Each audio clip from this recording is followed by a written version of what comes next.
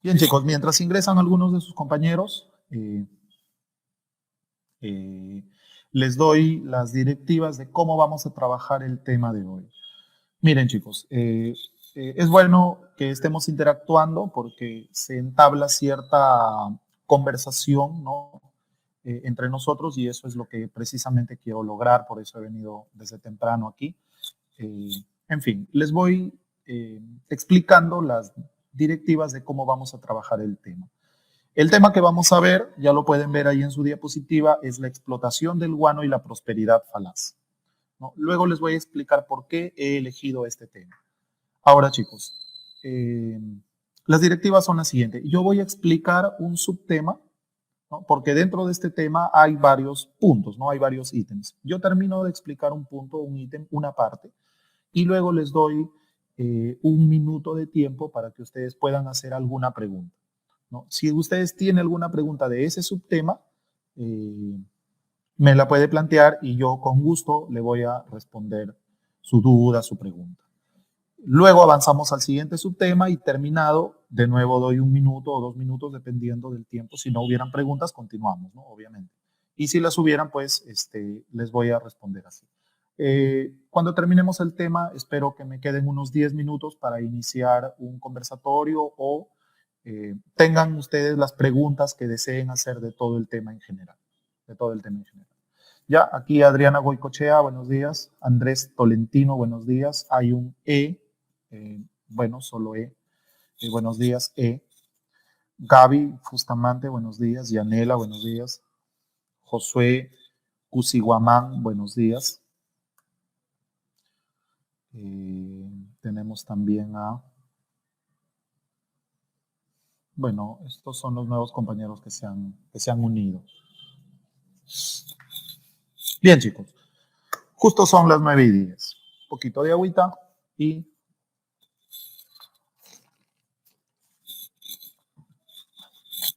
empezamos. Les explico primero. Buenos días, chicos. Bueno, estamos empezando ya. Ya les expliqué cómo vamos a trabajar el tema, ¿ok? ¿Por qué he elegido la explotación del guano y la prosperidad falaz? Lo que pasa es que este es un momento decisivo en la historia de la República Peruana. ¿Por qué? Bueno, sucedió o se produjo hace unos 150 años aproximadamente. Sin embargo, la prosperidad falaz, a decir de muchos historiadores, es la época más corrupta de la República Peruana, ¿no? Es la época más corrupta en la historia del Perú. Y ese periodo ha dejado secuelas en el comportamiento político de la aristocracia peruana, en el comportamiento de la burocracia peruana, y también ha dejado daños que hasta el momento no se reparan en la sociedad peruana, en el pueblo peruano, ¿no? En la nación peruana en general. Este es un periodo decisivo. Y también lo elegí porque República normalmente es el cuco de muchos chicos que estudian historia, ¿no? Es el cuco de muchos alumnos al momento de estudiar historia, dicen, uy, República, no, dice, uy, prosperidad falaz, un montón de datos, es un montón de cosas. Pero yo les voy a demostrar hoy que el tema es más sencillo de lo que parece. Ya, bueno, debo contarles que incluso hay docentes que tienen hasta cierto temor, es como una sopa de verduras para ellos dictar república y dictar este tema de la prosperidad falaz. Muy bien, chicos, vamos empezando. Entonces ya les expliqué por qué he elegido este tema, van a ver que es muy entendible y que conmigo lo van a aprender. ¿Ya? Entonces, la prosperidad falaz, para comenzar, hay que situarla en el tiempo, ¿no? Se desarrolla entre 1845 hasta 1868. La prosperidad falaz es uno de los periodos de nuestra República Peruana. Es uno de los periodos de nuestra República Peruana. Recuerden que el historiador Jorge Basadre, que es lo que normalmente se sigue a la hora de estudiar República, dividió a la historia de la República Peruana en varios periodos. El primero es el de la determinación de la nacionalidad y el segundo es la prosperidad falaz. Ya luego vendrá la crisis económica y fiscal, vendrá el terrible periodo de la guerra contra Chile y así sucesivamente. En fin, quiero que sepan que la prosperidad falaz se desarrolla dentro de lo que conocemos como primer militarismo. Miren, chicos, el primer militarismo va a durar desde 1823 hasta 1872. Dentro de ese primer militarismo se desarrollan dos periodos, la determinación de la nacionalidad y la prosperidad falaz. Ya, lo repito. El primer militarismo abarca desde 1823 hasta 1872. Y dentro de ese primer militarismo, o sea, el gobierno de los caudillos militares, también se le conoce como el gobierno de los mariscales de Ayacucho y así. Dentro de ese primer militarismo se desarrollan dos periodos, la determinación de la nacionalidad y la prosperidad falaz. A la determinación de la nacionalidad también se le llama el militarismo pobre. ¿Por qué militarismo pobre, profesor? Explíqueme. Lo que pasa es que ahí el Perú no tenía plata, muchachos. Dependíamos del tributo, imagínense. Del tributo que pagaban nuestros pobres indios, dependían los gastos de la nación, los gastos del Estado. Así que ya podrán darse cuenta que los recursos económicos eran muy escasos. Pero luego, ¡pum!, descubrimos el guano. Y los europeos, sobre todo los ingleses, lo compraban ávidamente para fertilizar sus campos agrícolas. Entonces el guano nos dio ingentes cantidades de dinero, muchísimo dinero, ¿no? Entonces ahí empieza la prosperidad falaz, lo que se conoce como el militarismo rico. ¿Me entienden? El militarismo rico. Entonces el primer militarismo tiene como dos caras de una moneda, el militarismo pobre y el militarismo rico. ¿Estamos? Vamos a entender entonces cómo se explotó el guano en el Perú. Pasamos a la siguiente diapositiva, ¿no? Pasamos a la siguiente diapositiva y aquí vamos a ver la explotación del guano. Explicado. El guano en el Perú tuvo cuatro formas de explotarse, muchachos. Cuatro formas de explotarse. La primera fueron los arrendamientos. Explico rápidamente esto porque esto está fuera de la prosperidad falaz. Se dio antes de la prosperidad falaz. Los arrendamientos, que es una forma de explotación del guano, se dio entre 1839 y 1842, ¿no? ¿En qué consistió? Bueno, les explico rápidamente. En este periodo, en estos años, el presidente del Perú era Gamarra por segunda vez. El Perú estaba en pleno militarismo pobre, ¿no? Un tal Diego de Ustaris se dio cuenta que el guano era un gran fertilizante, que lo habían utilizado desde tiempos inmemoriales los mochicas y etc. Bueno, un sabio alemán llamado Alexander von Humboldt fue el que advirtió que el guano era un gran fertilizante. Diego de Ustaris era algo así como su discípulo y le advirtió al Estado que el guano era un gran fertilizante. Pero Gamarra estaba más que todo enfrascado en guerras civiles y en tratar de conquistar Bolivia, así que no le prestó mucha atención. Pero eso llegó a oídos de un comerciante muy astuto, ¿no?, llamado Francisco Quirós. Y Francisco Quirós, comerciante, pues, ¿no?, empresario, vio la oportunidad allí, vio plata en eso. Así que Francisco Quirós se fue al despacho de Gamarra y le dijo: señor Gamarra, yo le pago un arriendo por las islas para explotar el guano. Y Gamarra, que era un militar, y para nadie es un secreto que los militares no saben mucho de gobierno, no saben mucho de administrar recursos, Gamarra dijo: ya, pues te las arriendo, ¿no? Entonces, Francisco Quirós acababa de hacer el negocio de su vida, arrendó o alquiló, como quieras, las islas guaneras que estaban frente a la costa de Chincha, en nuestro país, ¿no? El señor Quirós se iba con gente, con trabajadores, con obreros, picaba el guano y luego lo vendía a los hacendados peruanos y poco a poco también empezó a venderlo en Europa. Francisco Quirós se hizo millonario porque al Perú le pagaba muy poco por eso, ¿no? Nada más le pagaba 10,000 pesos por año, 10,000 pesos por año. Y el tipo vendía guano a montones. Eso era una cifra muy pequeña para el Perú. Bueno, luego Gamarra murió, ¿no? Gamarra muere en noviembre, el 18 de noviembre de 1841, tratando de invadir Bolivia en lo que se conoce como la batalla de Ingavi,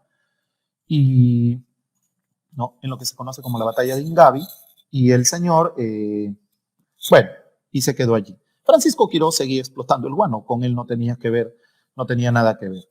Pero cuando el Perú entra en ese periodo llamado anarquía militar, los presidentes de turno empezaron a recibir serias críticas porque el Perú estaba desaprovechando esos recursos del guano, los estaba desaprovechando. Así que el Estado peruano hizo caso a ciertas críticas de la prensa y de la burguesía peruana, de la incipiente burguesía peruana. ¿Qué hizo el Perú? ¿Qué hizo el gobierno peruano? Dijo: bueno, hasta aquí, señor Quirós, y le cancelaron el contrato. Entonces el Perú pasa a la segunda forma de explotación del guano, que fue la venta directa. ¿Ya? La venta directa se desarrolló entre 1842 y 1800. Bien, la venta directa se desarrolló entre 1842 y 1847. ¿No? ¿En qué consistía, profesor? Esta vez el Estado peruano extraía el guano. El Estado extraía el guano y luego se lo vendía a casas mayoristas como la casa Quirós, ¿no? El señor Francisco Quirós, ¿se acuerdan? Puso su casa mayorista. Entonces este señor le compraba lotes grandes de guano al Estado peruano, hablamos de miles de toneladas, y luego él se encargaba de venderle al por menor, ya sea a los agricultores o hacendados del Perú, y también procuraba llevar a vender a Europa sobre todo. Lo mismo, aquí aparece también la familia Pardo, ¿no? También pusieron una casa mayorista que se encargaba de hacer lo mismo que Quirós. Esta forma de explotación del guano al Estado peruano le significaba un ingreso un poco mayor que los arrendamientos. Me dejo entender, un poco mayor, ganaba un poco más el Estado peruano con esta forma de vender el guano. Pero aquí cambia la cosa, ¿no? En 1845 sale elegido Ramón Castilla y Marquesado, ¿no? Y empieza su primer gobierno. Ramón Castilla fue algo así como un militar un poco más hábil políticamente. Y Ramón Castilla dijo, bueno, el Perú no le está sacando provecho al guano, no le está sacando todo el jugo a ese recurso. Hay que aprovecharlo mejor, debemos aprovecharlo mejor. Pero ¿cómo? Dijo Ramón Castilla. ¿Cómo podemos vender más guano? Entonces Ramón Castilla dijo, los ingleses sobre todo compran bastante guano, ¿no? Ahora, debo aclarar esta duda, o si es que la tienes, ¿no? ¿Por qué los ingleses compraban tanto guano, profesor? O sea, ¿para qué lo necesitaban, profe, el guano? Lo que pasa, chicos, es que el guano era en aquel entonces el mejor fertilizante que había, ¿no? El guano era en aquel entonces el mejor fertilizante. Y los ingleses necesitaban guano porque Inglaterra estaba en plena primera revolución industrial. Estamos. Y la primera revolución industrial, ustedes han de saber, fue una revolución textil. Así que los ingleses necesitaban incrementar, ¿no? Necesitaban incrementar sus cultivos de algodón y también sus cultivos de trigo, ¿no? ¿Trigo para qué, profe? Para alimentar a la inmensa cantidad de obreros que tenían trabajando en sus centros fabriles, ¿no? En sus fábricas, en sus factorías. Entonces, por eso los ingleses necesitaban un fertilizante. Y da la curiosidad que el guano era el mejor fertilizante que había en el mundo en ese momento. El guano era el mejor fertilizante. No había otro fertilizante en el mundo que lo supere, ¿no? Y eso los ingleses lo sabían. Lo sabían porque lo probaron, muchachos, ¿no? Lo probaron en laboratorio. Tú sabes que los ingleses son unos tipos recontravivos, son recontrastutos, ¿no? No se van a arriesgar a hacer una compra sin antes probar las bondades de ese recurso. Entonces los ingleses lo probaron en laboratorio y vieron que el guano era era el mejor fertilizante, incluso mejor que el que ellos tenían, el guano de oveja. No conformes con probarlo en laboratorio, lo probaron en terrenos agrícolas, ¿no? Fertilizaron una parcela de terreno con un saco de guano de oveja. Un saco de guano de oveja. Era el mejor fertilizante que ellos tenían, el guano de oveja, ¿no? Y fertilizaron otra parcela de similar tamaño con un saco de guano de trigo. ¿Me entienden? Un saco de guano del Perú, perdón. Un saco de guano de trigo, disculpen. Entonces fertilizaron dos parcelas de similar tamaño, una con un saco de guano de oveja y la otra con un saco de guano del Perú. La parcela fertilizada con la parcela fertilizada con el saco de guano de oveja produjo 2 sacos de trigo. La parcela fertilizada con guano de oveja, 2 sacos de trigo. La parcela fertilizada con guano del Perú, ¿saben cuánto produjo? Produjo 25 sacos de trigo. 2 contra 25. Los ingleses dijeron, aquí no hay comparación. ¿Qué es esto? ¿No? Lo de la oveja es caca nomás. Disculpen. No, pero esto de la oveja es caca, no sirve para nada. Vamos a por el guano del Perú. En esas circunstancias, entonces, en que los ingleses necesitaban el fertilizante, no sé. Te quiero pedir de favor que no estés escribiendo en el chat, porfa, porque me distrae. Eso es lo que hizo que me distrajera un poquito. Es que veo que aparece algo allí y lo voy a leer. Y me distrae un poquito. Por favor, como ya les di las directivas a tus compañeros, creo que no las escuchaste, llegaste un poquito tarde, pero te digo, yo terminando un subtema voy a dar 1 minuto o 2 o lo que sea necesario para que ustedes hagan las preguntas que crean convenientes. Por favor, ¿ya? Bien, seguimos. Entonces, en esas circunstancias se apareció un riquísimo comerciante inglés llamado Anthony Gibbs y le dijo a Ramón Castilla, ¿no? Y al gobierno peruano le dijo, mira Perú, yo te ofrezco una nueva forma de vender el guano. A ver, Ramón Castilla dijo, hazme tu propuesta. Se sentaron y negociaron. Anthony Gibbs le dijo, mira, yo yo me encargo de hacer todo el guano. Tú ya no te ensucies, Perú, ya déjalo ahí al guano en las islas. Tú no te ensucies, no te hagas de guano las manos. ¿No? Ramón Castilla dijo, perfecto. Yo me encargo de picarlo al guano, de ensacarlo, de subirlo a los barcos, de transportarlo a Europa y de venderlo. Y de la venta nos repartimos las utilidades, o sea, las ganancias. ¿No? Nos repartimos las utilidades. Un porcentaje para ti, un porcentaje para mí. Ramón Castilla dijo, perfecto. ¿Cuánto me vas a dar? ¿Cuánto me vas a pagar? Entonces, el señor Gibbs y Ramón Castilla negociaron. ¿En cuánto quedó? ¿Saben en cuánto quedó, muchachos? Anthony Gibbs iba a ganar solamente el 5% de la venta del guano. Al Perú le tocaba el 95%. Después de unos meses, eso cambió a 6% y 94% como se quedó la mayor cantidad de tiempo que duró esta forma de explotar el guano. Anthony Gibbs ganaba solo el 6% y al Perú le pagaba el 94% de las utilidades del guano. Era un contrato recontra beneficioso para el Perú. Era muy beneficioso para el Perú. Mucho, no, por mucho nos convenía a nosotros. Era mucho el dinero que ingresaba. Anthony Gibbs con ese 6% se hizo millonario, muchachos. Se hizo uno de los hombres más ricos del mundo en aquel momento. Imagínense cuánto era el 94% que le correspondía al Perú. Además, con esta nueva forma de explotación, el Perú ya no tenía ni siquiera que ensuciarse las manos en el guano. El Perú ganaba su dinero sentadito, así como están ustedes cómodamente en su casita escuchando esta clase. Así ganaba su plata el Perú. Feliz de la vida.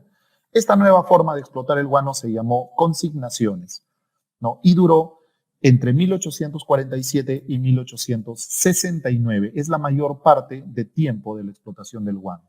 En el primer gobierno de Ramón Castilla las consignaciones fueron extranjeras. La casa Gibbs de Anthony Gibbs de Inglaterra, ¿no? Era la mayor consignataria del guano del Perú, la mayor consignataria del guano del Perú. Y la casa Grace de Michael Grace era también una de las casas consignatarias, pero mayoritariamente era la casa Gibbs de Anthony Gibbs. Muy bien, chicos. Entonces, bueno, debo decirte que el guano no solo ya se vendía en Inglaterra, el guano también empezó a venderse en Alemania, también empezó a venderse en Rusia, en Francia, en España, en Estados Unidos y hasta en Japón, muchachos. El guano del Perú le dio la vuelta al mundo. ¿Y, profe, ¿y por qué en todos esos países? Porque todos esos países empezaron su desarrollo industrial en ese interfase de tiempo que hay entre la primera y la segunda revolución industrial. También empezó a desarrollarse los países que ya les mencioné, Alemania, Francia, Rusia, Estados Unidos y hasta Japón, muchachos, ¿no? Y una parte también que se llevaba a la península ibérica, es decir, a España. Muy bien, quiero hacer un alto aquí en las consignaciones extranjeras. Luego voy a regresar a esta diapositiva para seguir explicando lo que nos falta todavía de la explotación del guano. Me quiero pasar, sin embargo, a la diapositiva número 3. Miren, chicos, aquí viene entonces el primer gobierno de Ramón Castilla, entre 1845 y 1851. Ramón Castilla le llamó de unión, ordenación y apaciguamiento nacional. Les explico por qué. Lo que pasa es que antes del gobierno de Ramón Castilla, desde la muerte de Gamarra a finales de 1841 hasta 1845 que Ramón Castilla ganó, el Perú vivió una anarquía militar donde habían guerras civiles prácticamente todos los meses, ¿no? Batallas entre el mismo ejército peruano con diferentes caudillos militares todos los meses. Tú sabes que los pugnan por él, así que pelean bastante por el poder, ¿no? Bueno, allí tenemos a caudillos militares como el señor Francisco Vidal, el señor Rufino Torrico, tenemos al señor Juan Crisóstomo, tenemos Justo Figueroa, entre otros, Mariano Ignacio de Vivanco, entre otros caudillos militares que peleaban por el poder. Así que cuando Ramón Castilla gana, dijo, ya, tranquilo muchachos, es momento de apaciguarnos, de unirnos y de ordenarse todos. Por eso le pone ese nombre. Se dio el ordenamiento de la economía y del Estado. El guano se convirtió en la primera renta nacional. Recuerden que aquí empezamos, como lo dije al inicio, con el militarismo rico, ¿no? Aquí empezamos con el militarismo rico. Y creó un Estado rico en medio de un país pobre. Esto lo voy a explicar en la siguiente diapositiva. ¿Por qué creó un Estado rico en medio de un país pobre, profesor? No entiendo. Lo vas a entender luego, no te preocupes. Bien, les había dicho que durante el militarismo pobre, o sea, antes de la prosperidad falaz, la primera renta nacional había sido el tributo. Recuerden que había sido el tributo, pero esta vez va a ser el guano, ¿ya? El Perú utilizó un nuevo sistema para la explotación del guano. ¿Cuál fue? Bueno, ¿cuál fue la explotación? Quedó a cargo de empresas extranjeras como la Casa Gibbs de Inglaterra. Eso ya lo expliqué también en la diapositiva anterior, ¿no?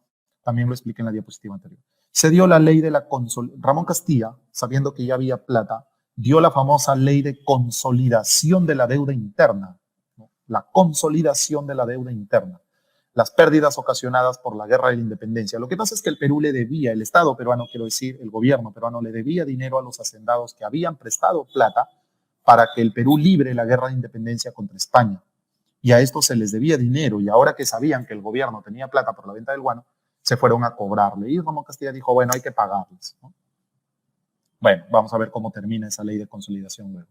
Juan García del Río, ¿no? Juan Manuel García del Río elabora el primer presupuesto general de la República. Este era un personaje que había llegado con San Martín al Perú y se había quedado en el Perú, ¿no? Y elabora el primer presupuesto general de la República siendo ministro de Hacienda, o sea, de Economía, del gobierno del señor Ramón Castilla. Chicos, vamos a ver por qué creó un Estado rico en medio de un país pobre, ¿no? Vamos a explicar eso. Nos vamos a la cuarta diapositiva. Ya, aquí la tenemos. Distribución de los ingresos del guano. Esto es lo que quiero que entiendan. Ya, quiero que entiendan que no solo estoy dictando la prosperidad falaz así como un periodo, sino que también estoy tratando de que aprendan ustedes cómo se explotó el guano y cómo se distribuyó el guano. Bueno, ya vimos que con el contrato de consignaciones firmado con Anthony Gibbs y Michael Grace, el Perú hizo un contrato jugoso, muchachos. El problema no fue cómo lo negociamos al guano. El problema no fue cómo lo vendimos al guano. Quiero que entiendan eso, por favor. El problema fue cómo gastamos el dinero del guano. El problema fue qué hicimos con la plata del guano, cómo lo despilfarramos. Aquí nuestro amigo dinosaurio nos tiene preparada una diapositiva en la que nos va a explicar cómo se gastó, cómo se distribuyó el dinero del guano. Bueno, distribución de los ingresos del guano. Aproximadamente el guano le dio al Perú 840 millones de pesos, muchachos. 840 millones de pesos. Profesor, ¿cuánto es eso en moneda actual? Para cuando el señor Shanner Hunt, el historiador Shanner Hunt, de quien he tomado estos porcentajes, hizo este libro, hizo este análisis, era 1990, ¿no? 11.000 millones de dólares para el año 1990. Tú sabes que el dólar desde 1990 hasta la actualidad no ha cambiado mucho, ¿no? Porque el dólar es una moneda fuerte, lo que se llama, ¿no? Nuestro sol peruano, por ejemplo, sí sufre devaluaciones y subidas de precio, pero el dólar se mantiene relativamente constante. O sea que serían más o menos 11.000 millones de dólares de la actualidad, muchachos. 840 millones de pesos fue aproximadamente lo que el Perú recibió por el guano a lo largo de toda la prosperidad falaz. Y eso equivale a unos 11.000 millones de dólares como ingresos totales, de los cuales 60% ingresó para el Estado. Un 60% fue para el Estado peruano, más de la mitad, ¿no? El 30% se gastó en pagos de explotación y comercialización, ¿no? A empresas de terceros también fue, valga la aclaración, ¿no? A lo que se llama la tercerización económica, ¿no? Empezaron allí pequeños gremios, ¿no? Gente que ganaba plata con la explotación y la comercialización, el transporte, eso, ¿no? Se gastó allí el 30%. Y hubo un 10% que se llevaron los consignatarios, que no solo fueron Gibbs y Grace, luego van a aparecer consignatarios nacionales, ya lo vamos a ver a continuación. Recuerden que la segunda diapositiva no la hemos terminado, la hemos dejado allí en pausa por un momento para seguir explicando esto. Muy bien, entonces 60% para el Estado, 30% en extracción y comercialización y 10% que se llevaron los consignatarios a sus bolsillos. Pero aquí tenemos una diapositiva que explica todavía un poco mejor lo de la distribución. Según el historiador Shannon Hunt, bueno, ya les hablé de él, el dinero del guano se distribuyó de la siguiente manera. Veamos esto, muchachos. El 29%, aquí vamos a entender, disculpen, aquí vamos a entender por qué creó un Estado rico en medio de un país pobre, ¿no? Esperen, voy a tomar un traguito de agua porque esta parte me altera, ¿ya?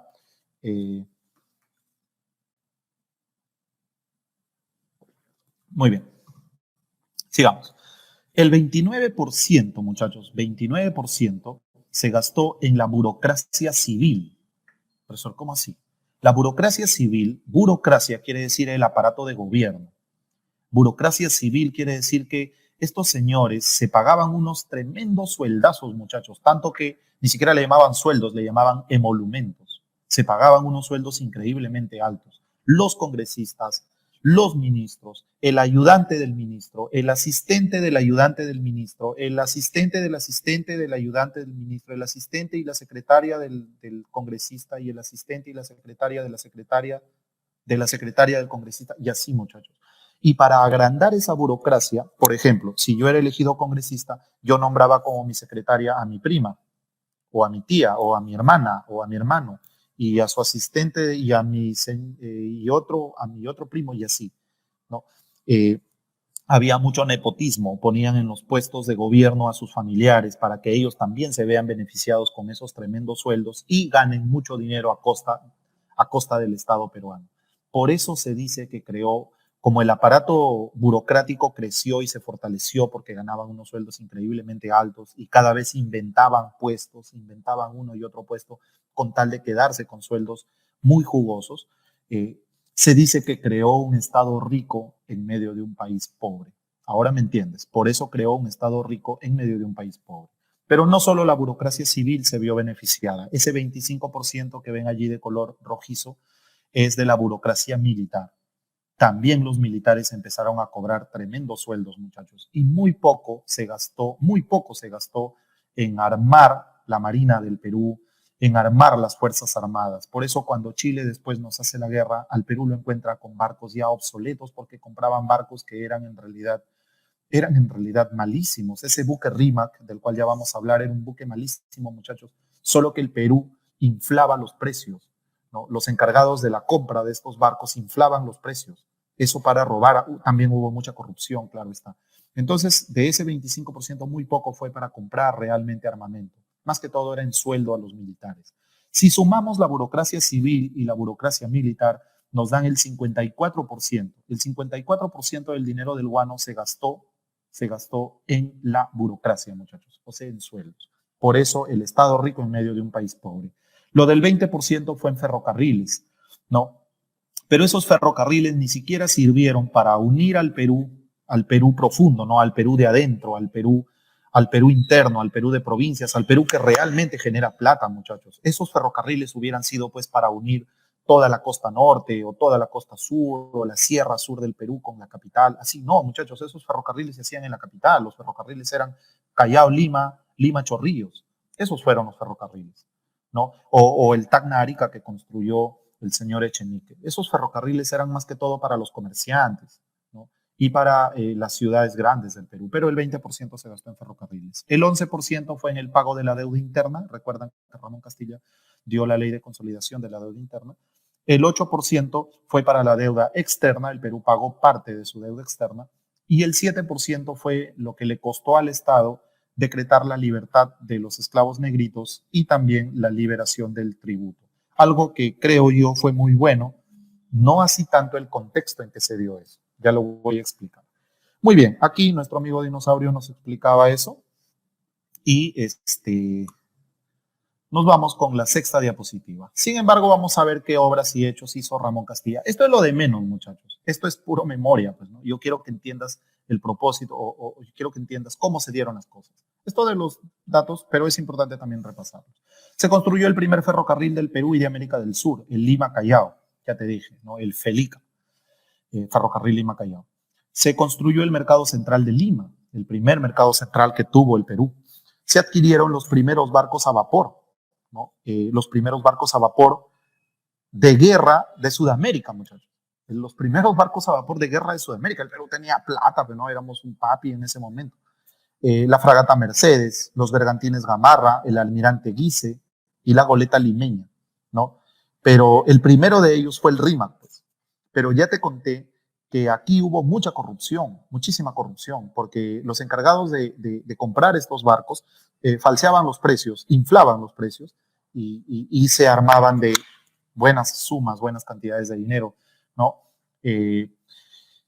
Cuando yo les expliqué por qué elegí este tema, Les dije porque ha influido mucho en cómo se comporta la burocracia actualmente, ¿no? Bueno, ya te darás cuenta, ¿no? Ya te vas dando cuenta de desde cuándo aprendimos desde cuándo aprendimos eso de inflar los precios, ¿no?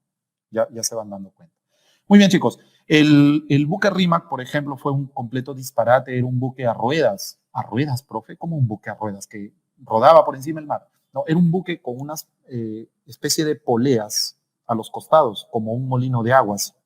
O sea, no era a hélice como normalmente eran los barcos. El buque Rimac solo lo tuvimos 6 años, porque dado que era a ruedas a los costados, así iba como poleas, era muy difícil de maniobrar, era muy pesado para su tiempo, era un buque malo, muchachos, y encima nos costó carísimo, inflaron los precios, en fin. No salió mal, pero bueno, era el primer buque a vapor de guerra de Sudamérica. Se implantó el uso del telar mecánico, ¿no? Que ya se había desarrollado en la Revolución Industrial en Inglaterra. Llegaron representantes diplomáticos de Estados Unidos, Inglaterra, Bolivia, Ecuador, y se reunieron en el primer Congreso americano que duró entre 1847 y 1848. Fue presidido por el peruano ilustre llamado Manuel Bartolomé Ferreyros. Quiero explicar esta parte. En ese momento, América, el continente americano, quiero decir, estaba liderado por un naciente Estados Unidos. Estados Unidos era una naciente potencia. Eh, antes que Ramón Castilla gobierne el Perú, Estados Unidos tuvo un presidente eh, llamado James Monroe, ¿no? James Monroe. Monroe se escribe así como Marilyn Monroe, ¿no? Por si acaso la pronunciación correcta es Monroe, no Monroe, como he escuchado a muchos, ¿no? Bueno, James Monroe fue un presidente estadounidense que dio la famosa doctrina Monroe. La doctrina Monroe consistía en esta frase: América es para los americanos. América es para los americanos. ¿Qué quería decir con esto? Que cualquier potencia europea que quiera venir a conquistar América, Estados Unidos, el papi de América, lo iba a expulsar de aquí. Fuera de aquí, fuera, feos, ¿no? Europeos malos, nos han dominado por 300 años y ya, lárguense. Estados Unidos nos iba a defender. Entonces Ramón Castilla dijo, mira, si eso hace Estados Unidos en el norte, el Perú lo puede hacer en el sur. El Perú es el país con más plata, con la mejor armada, ¿no? Dijeron, entonces Ramón Castilla dijo, el Perú asumía con eso un rol casi paternal con respecto a los demás países de Sudamérica. Es decir, el Perú dijo, si viene España o Portugal a querer volver a conquistarnos, yo me agarro en mecha con ellos, yo los defiendo, ¿no? Pero hay que estar unidos todos para ayudarnos. Por eso se reunió en el Perú el primer Congreso americano, que lo presidió el señor Manuel Bartolomé Ferreyros. Bueno, el señor Gibbs y Michael Grace, entre otros, llegaron a las islas del Perú. Trajeron sus ingenieros, obviamente. Y sus ingenieros calcularon que el Perú tenía 20 millones de toneladas de guano. 20 millones de toneladas de guano, muchachos, era una barbaridad. Entonces, Anthony Gibbs dijo, bueno, necesitamos mucha mano de obra. Yo no he venido como antes Francisco Quirós, que sacaba 1,000, 2,000 toneladas de guano. Yo he venido por millones de toneladas de guano. Quiero esos 20 millones de toneladas de guano. Entonces, se fue a contratar trabajadores en el Perú, claro. Se fue a contratar trabajadores en el Perú.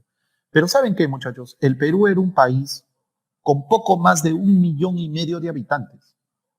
O sea, el Perú estaba prácticamente despoblado. Poco más de 1,5 millones de habitantes en un país que territorialmente era mucho más grande que ahora, porque recuerden que el Perú ha ido perdiendo territorio en los diferentes tratados fronterizos. Entonces, 1,5 millones de habitantes en un país tan grande, el Perú estaba prácticamente deshabitado. Entonces, cuando Gibbs contrató o quiso contratar mano de obra, encontraba muy poca mano de obra y dijo Gibbs, con esto no hago nada, necesito miles de trabajadores, no 100, 200, necesito miles. Entonces se fue al gobierno de Ramón Castilla y le dijo, oye Ramón Castilla, tu país está casi despoblado, tu país no tiene población y si no hay población no hay mano de obra, si no hay mano de obra no hay progreso, no hay desarrollo, tienes que traer gente. Ramón Castilla dijo, buen punto. ¿Dónde sobra gente? ¿Dónde hay gente a montones? En China. Vamos a traer chinos. Y por eso se permite la llegada de los chinos colíes que se dedicaron a la agricultura. Estamos. Bueno, en un inicio se dedicaron a picar el guano, después ya se dedicarían a la agricultura. Estos chinos colíes empezaron a llegar desde el año 1948. Continuamos. En cuanto al progreso cultural, se va a dar el primer reglamento de instrucción pública y se dio también la ley de propiedad intelectual, la ley de propiedad intelectual. Muy bien. En 1850, a finales de 1850, Ramón Castilla dejó el gobierno, bueno, terminó su periodo de gobierno y se organizaron elecciones. Ramón Castilla tenía un amigo que era el señor José Rufino Echenique y lo apoyó para llegar al gobierno. Te cuento que en esas elecciones de 1850 se presentó el primer candidato civil a la presidencia del Perú. El primer candidato civil. Ojo, no digo el primer presidente civil, digo el primer candidato civil. ¿Ya? Ya vamos a ver quién era este señor. José Rufino Echenique ganó porque los militares tenían mucho peso todavía y porque Ramón Castilla lo apoyó también. Pero Ramón Castilla le dijo a José Rufino Echenique, tú tienes que seguir con el mismo plan de gobierno que yo he venido haciendo. O sea, tú sigue con el mismo plan. Echenique dijo, no hay problema, hermano. Gracias por ponerme en el sillón presidencial y yo voy a seguir gobernando con tu mismo plan, con tu mismo proyecto de gobierno. Genial. Echenique, sin embargo, no va a terminar su gobierno, ¿no? Dicen que aquí la corrupción llegó a límites, bueno, ya llegó a quedarse prácticamente sin escrúpulos, ya la corrupción llegó ¿no? a crecer demasiado. ¿Qué obras hizo el señor José Rufino Echenique? Bueno, te conté que los países europeos querían hacerse de colonias por el mundo, ¿no? Para extraer sus recursos. Precisamente Inglaterra, ¿no? El imperio ultramarino de Inglaterra, porque así es como le llaman los británicos, empezó a expandirse por el mundo y a colonizar islas por donde encontraran, ¿no? Precisamente encontraron las islas Lobos de Tierra, que le pertenecen a Lambayeque, que están frente a las costas de Mórrope, y las ocuparon, ¿no? Pero pocos meses después, el señor José Rufino Echenique hizo muy bien en movilizar la Marina del Perú y sacar de allí a los ingleses. Hizo muy bien. ¿Sabes quiénes no hicieron eso? Los argentinos. Porque Inglaterra, por esos mismos años que ocupó las Islas Lobos de Tierra, también ocupó las Islas Malvinas, que están frente a Argentina. Los argentinos, como decimos, se durmieron el sueño de los justos y 147 años después, en 1982, digo bien, 1982, quisieron recién sacar a los ingleses de allí, era demasiado tarde ya, ¿no? Y se produjo la Guerra de las Malvinas, que ganaron los ingleses, y bueno, siguen apoderados de estas Islas Malvinas, o Islas Falkland, como le llaman los británicos, ¿no? Pero el señor Echenique sí sacó de ahí a los ingleses. Bien, Echenique dijo, a ver, Ramón Castilla ha traído chinos. Bueno, sí, buena idea, los chinos son buenos trabajando, todo eso, pero son chiquitos, vamos a traer europeos, vamos a traer raza blanca europea. En ese momento existía el prejuicio de que la raza blanca era superior. Así que trajo alemanes, austriacos e irlandeses y los puso en la selva central del Perú, específicamente en Posuso. También llegaron hasta Chanchamayo, pero más que todo en Posuso. Lo que Echenique quería es que estos señores abran rutas comerciales por los ríos amazónicos para llegar al Océano Atlántico a través del Amazonas. Y finalmente lo consiguió, ¿no? Cuando consiguieron esa ruta comercial, el señor Echenique negoció con Brasil el Tratado Herrera da Ponte Ribeiro para el libre comercio y navegación por el río Amazonas. Brasil nos permitió el comercio y navegación por el Amazonas, pero recuerda que nos quitó una parte de territorio comprendida entre el río Caquetá y el río Amazonas, una especie de triángulo alargado ahí como ganchito, ¿no? Que ya le cedimos territorio a Brasil. Ese es nuestro primer tratado fronterizo y ya estábamos perdiendo territorio. Adquirió para la Marina peruana más fragatas, dijo. Ramón Castilla ha comprado barcos, ¿no? El Almirante Guise, el Alimeña, el buque Rímac. Dijo, yo también, pues, ¿no? Y compró el buque Apurímac, el Tumbes, ¿no? El Loa y también el vapor Ucayali. Muy bien. El Ucayali era otro barco a vapor también. Era otro barco a vapor poderoso de guerra. Bien, inauguró el ferrocarril Tacna-Arica. Pues dijo, Ramón Castilla ha construido ferrocarriles, ¿no? El Lima-Callao. Bueno, yo también, el Tacna-Arica, ¿no? Si te fijas, y hacía exactamente lo que Ramón Castilla había hecho, ¿no? Seguía replicando lo que Ramón Castilla había hecho. Se promulga el primer Código Civil del Perú en 1852, ¿no? Se promulga el primer Código Civil y se produce una rebelión del señor Domingo Elías, siendo derrotado en la batalla de Zaraja el 7 de enero de 1854. ¿Quién fue este Domingo Elías? ¿Recuerdas que hace un minuto te hablé del primer candidato civil a la presidencia del Perú? Bueno, era él, el señor Domingo Elías Carbajo. Disculpen. Ya, el señor Domingo Elías Carbajo. Ya, disculpen. Este señor fue el primer candidato, ya lo dije, a la presidencia del Perú, el primer candidato civil. Había sido presidente del Perú, pero por encargo, entre junio y agosto del año 1844, antes de Ramón Castilla. O sea, llegó a ser presidente del Perú por un par de meses, pero por encargo, porque el verdadero presidente era el general Mariano Ignacio de Vivanco, no, Manuel Ignacio de Vivanco, perdón. Y Domingo Elías, ¿por qué se rebeló, profesor? ¿Por qué se rebeló contra el señor Echenique? Aquí viene la explicación. Se produce el escándalo, la última línea, por favor. Se produce el escándalo por la consolidación de la deuda interna. ¿Recuerdan que Ramón Castilla dijo hay que pagarle a los hacendados que le han prestado plata al gobierno para librar la guerra contra España? Pues bien, genial. Ramón Castilla estaba pagando la deuda cuando de pronto terminó su gobierno y entró el señor Echenique. Cuando entró Echenique, ¿saben qué pasó, muchachos? ¿Saben qué pasó? Se presentó un montón de gente con papeles falsos. Decían, hey, señor Echenique, mire, aquí yo tengo un pagaré que el gobierno me debe 500,000 pesos, 600,000 pesos, 700. ¿Saben qué, muchachos? Estos documentos eran falsos. E incluso falsificaban la firma de San Martín, que San Martín y que Bolívar les habían firmado ahí esos pagarés. Obviamente eran documentos falsos, pero el gobierno de Echenique no me dio la más mínima investigación y pagaba y pagaba y pagaba y pagaba y pagaba. ¿Me entienden? En parte también se hizo porque Echenique con esos documentos falsos favoreció a su familia. Dicen que familiares, amigos y allegados de Echenique empezaron con esos documentos falsos a propósito para sacar un montón de plata del Estado peruano. Así se despilfarraba el guano del Perú, el dinero del guano del Perú. Recuerden que yo les dije al inicio que la prosperidad falaz está considerada por los historiadores como el periodo más corrupto en la historia de nuestra república. Se debió pagar 5 millones de pesos. Se debió pagar. Eso era el monto de la deuda del Perú. Pero ¿saben cuánto se pagó, muchachos? Según el señor Jorge Basadre, 24 millones de pesos. Según Shannon Hunt, el que acabamos de ver en las diapositivas anteriores, se pagaron 21 millones de pesos. Uno dice 21, el otro dice 24. Las cifras están por allí, ¿no? Ya vamos tomando la cifra menor, 21 millones de pesos, ¿no? El Perú tenía que pagar 5, pero pagamos 21. O sea, profesor, se desperdiciaron 16 millones, se despilfarraron, ¿no? Se robaron, muchachos, esa es la palabra. Se robaron 21 millones de pesos, ¿no? 21 millones de pesos, imagínense. Así se gastaba la plata del guano del Perú. Entonces, cuando se supo eso, el señor Domingo Elías, que era un civil, formó un pequeño ejército y se rebeló contra José Rufino Echenique, pero fue derrotado, ya lo vimos en la batalla de Zaraja el 7 de enero de 1854. Sin embargo, Zaraja queda en Ica, ¿ya? Sin embargo, el señor Domingo Elías se unió a Ramón Castilla, que encabezó una rebelión liberal, y terminaron venciendo finalmente a José Rufino Echenique, ¿no?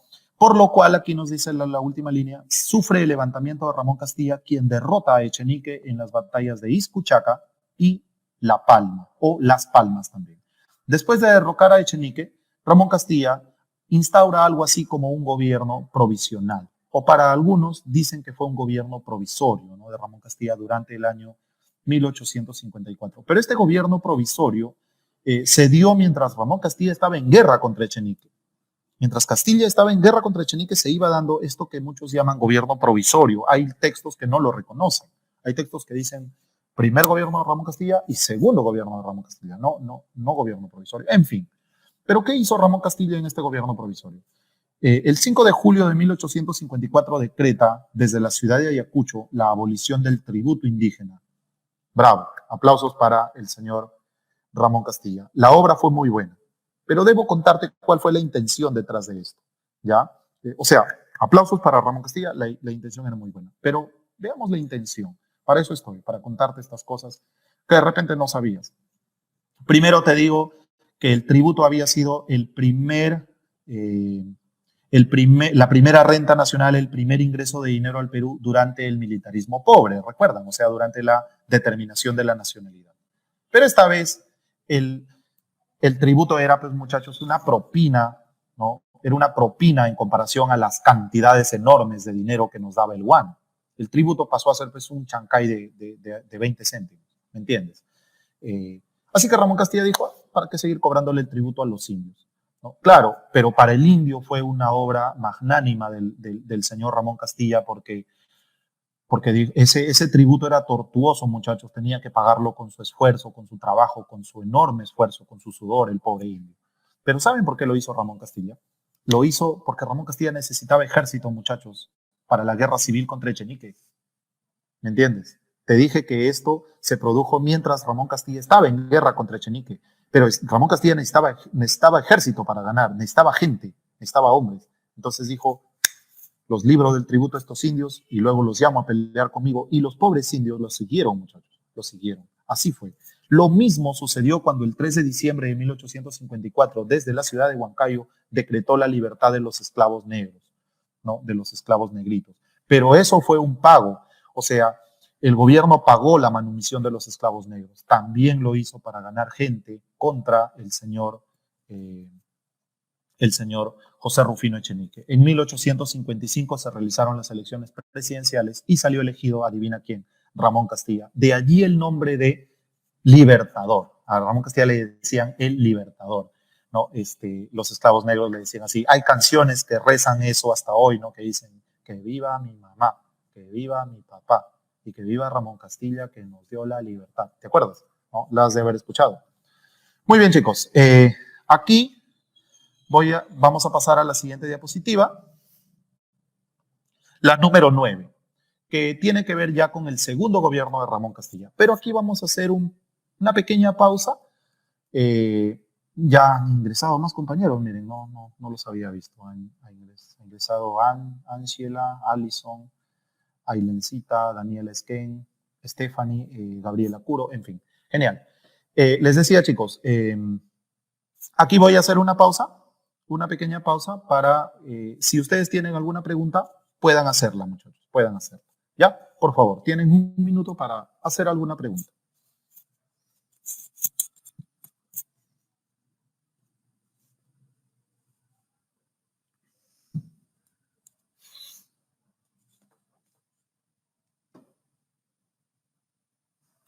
Pueden preguntar, chicos. Pueden preguntar, chicos. Lilian Cubas me dice que todo claro. Si alguno de ustedes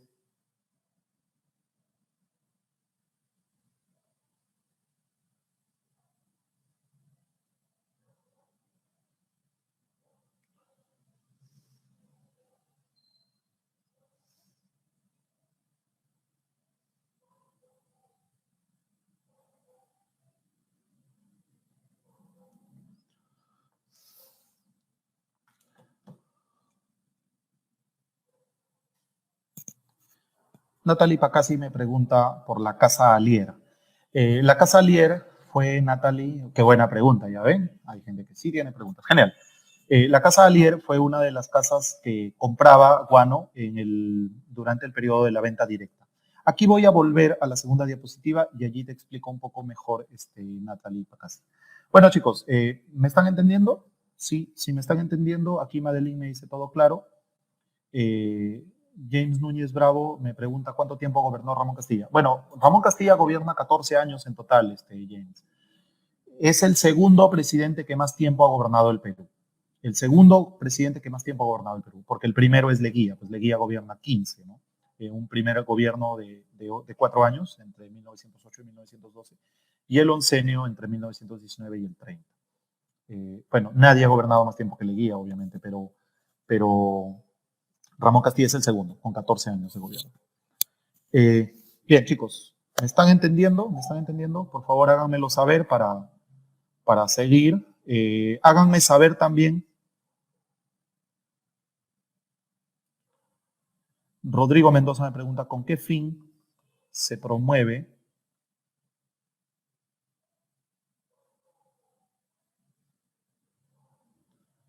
ya? Estoy revisando sus preguntas, muchachos. Bien, háganme saber si estoy yendo a buen ritmo o si de repente quieren que vaya un poquito más lento o si puedo ir más rápido en cuanto a la explicación. Háganme saber eso y háganme saber también si me está entendiendo. Ahorita te respondo Gabriela Curo y ahora te respondo también, Natalie Pacasi y también Rodrigo Mendoza. Juan Diego me dice todo estuvo ok.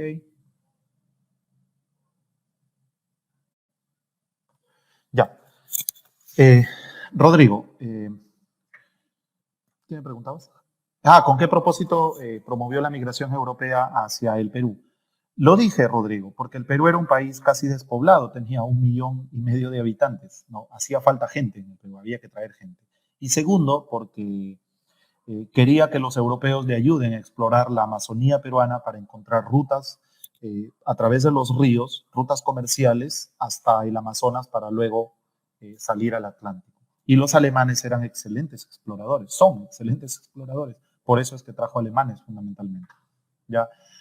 James me pregunta por qué se produjo una guerra entre Castilla y Echenique.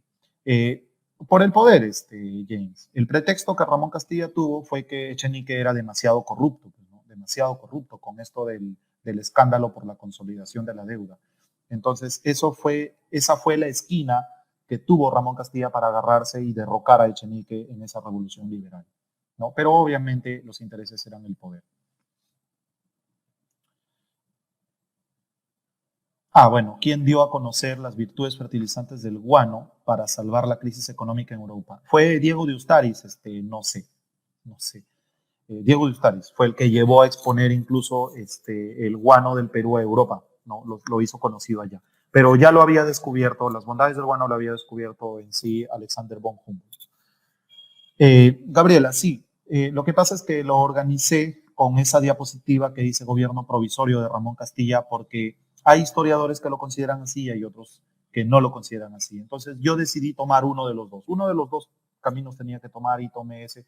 Bueno, lo organicé de la manera en que la mayoría de academias pre-universitarias del Perú lo organizan, con ese gobierno provisorio, entre comillas, de Ramón Castilla. Es solo una cuestión de organización del material, no tiene que ver en sí con el contenido. Pero es que la mayoría de academias preuniversitarias del Perú lo organizan así con ese gobierno provisorio, ¿no? Por eso sucede eso, Gabriela Curo. Bien. Entonces, chicos, continuamos. Pero para continuar con el segundo gobierno de Ramón Castilla, vamos a regresar a la diapositiva 2. Vamos a regresar a esta diapositiva. Ustedes ven la misma pantalla que yo veo, así que vamos por acá de nuevo. Entonces, estamos en la en la tercera forma de explotación del guano, que son las consignaciones, ¿no? Estamos en la tercera forma de explotación, que son las consignaciones. Ya les dije que esta es la que más dura, ¿no? Ya expliqué hace rato la venta directa y los arrendamientos. Antes te explico, me parece que me preguntó, vamos a ver quién me preguntó esto. Natalie Pacassi me preguntó quién era la Casa Alier. La Casa Alier era, fíjate aquí en la venta directa, ¿no? Que era cuando el Estado peruano explotaba por sí mismo el guano y se lo vendía a casas mayoristas que compraban el guano del Perú, el guano le compraban al gobierno en grandes cantidades, al por mayor, por eso casas mayoristas, ¿no? Y luego le vendían al por menor a los hacendados, agricultores del Perú y también trataban de vender al extranjero, eso ya lo expliqué. Entonces aparecieron las casas del señor Francisco Quirós, que dejó de ser arrendatario y pasó a ser una casa mayorista. También aparece la familia Pardo y también allí aparece la familia Alier, ¿no? La familia Alier o la casa Alier también fue una de estas, la casa Alier también fue una de estas casas mayoristas que se dedicó a la compra del guano durante la venta directa, durante el periodo de la venta directa, ¿no? Pero lo que pasa es que la casa Alier, Natalie, juntaba varios inversionistas, no era una sola familia en particular o un solo personaje como Francisco Quirós o como la familia Pardo. La casa Alier juntaba varios accionistas, tanto extranjeros como nacionales, ¿no? Eran como 5 accionistas extranjeros y nacionales, ¿no? Esa es tu inquietud, Natalie Pacassi. Estamos a mano, estás respondida. Bien, chicos, continuamos entonces. Ya, continuamos entonces. Bien, de nada, Natalie, me agradece aquí. Chicos, terminando el segundo gobierno de Ramón Castilla, bueno, yo voy a ver en qué momento de nuevo les doy 1 minuto o 2 minutos o 5 minutos para que ustedes puedan hacer las preguntas del caso. Vamos con el segundo gobierno de Ramón Castilla, pero para entenderlo bien hay que volver aquí a las formas de explotación del guano. Ya les dije que durante el primer gobierno de Ramón Castilla, las consignaciones fueron extranjeras. Se firmaron entonces los contratos con la casa Gibbs y con la casa Grace, ¿no? De Anthony Gibbs y de Michael Grace. Pero para el segundo gobierno de Ramón Castilla, ya nace la burguesía en el Perú. Ya había plata en el Perú. Entonces, para el segundo gobierno, las consignaciones, para el segundo gobierno de Castilla, las gobernaciones van a ser, las consignaciones, perdón, van a ser nacionales, ¿no? Para el segundo gobierno del señor Ramón Castilla y Marquesado, las consignaciones ya son nacionales. Profesor, o sea que ya había gente con plata en el Perú. Sí, muchachos, ya había gente con plata. Profesor, ¿y de dónde sacaron plata esos señores que van a dar inicio a la burguesía en el Perú? ¿De dónde creen, muchachos? ¿De dónde creen que sacaron plata? ¿No? De los tremendos sueldos que se pagaban, ¿no? Durante el periodo de la prosperidad falaz, durante el primer gobierno de Ramón Castilla. Yo les conté que les llamaban incluso emolumentos. De ahí uno. Dos, ¿se acuerdan que lo estafaron a Echenique? ¿No? Que tuvo que pagar 5 millones, pero terminó pagando 21 por la deuda interna, ¿no? Toda esa estafa fue a parar a los bolsillos de los burgueses peruanos, ¿no? Y tres, por si fuera poco, también mentían en la cantidad de negros que tenían. El Estado peruano fijó, para que sepas, 100 pesos por cada negrito. 100 pesos por cada negro. El Estado peruano pagaba por la libertad de los negros. No es que los obligó a los hacendados a dejar libres a sus esclavos negros. No, les pagaba 100 pesos por cada negro. Entonces se iban a un hacendado X y le decían, señor, ¿cuántos negros tiene usted en su hacienda? 300. Muy bien, aquí están sus 30,000 pesos. Toma. Pero era mentira, no tenía 300, tenía 50 o 60, ¿me entiendes? Le mentían al Estado con la cantidad de negros. Entonces, así también sacaron plata, ¿no? De varias formas le sacaron plata al Estado. Recuerda que estamos en la era más corrupta de la historia republicana del Perú. Entonces, todo ese dinero ensanchó sus bolsillos y esta vez los burgueses del Perú, no, nace la burguesía en el Perú, ya querían invertir en el Perú, querían invertir. Entonces, ¿cuál era el mejor negocio en el Perú en ese momento? Obviamente el guano. Se juntaron varios y se fueron al despacho de Ramón Castilla y le dijeron, señor, mira, a ver, Ramón Castilla, tú que te crees tan peruanote, porque Ramón Castilla se decía, yo soy el más peruano de los peruanos, eh, danos el guano a nosotros, danos el guano en consignación a nosotros, bótalos a esos extranjeros, sácalo a Grace, sácalo a Gibbs, esos señores, sácalos de ahí. Entonces, Ramón Castilla dijo, a ver, señores, ¿me van a pagar lo mismo? O sea, el 94% de las utilidades de la venta del guano. Obvio, le dijeron. Bien, segundo punto. ¿Son solventes ustedes? ¿Tienen plata como para pagar?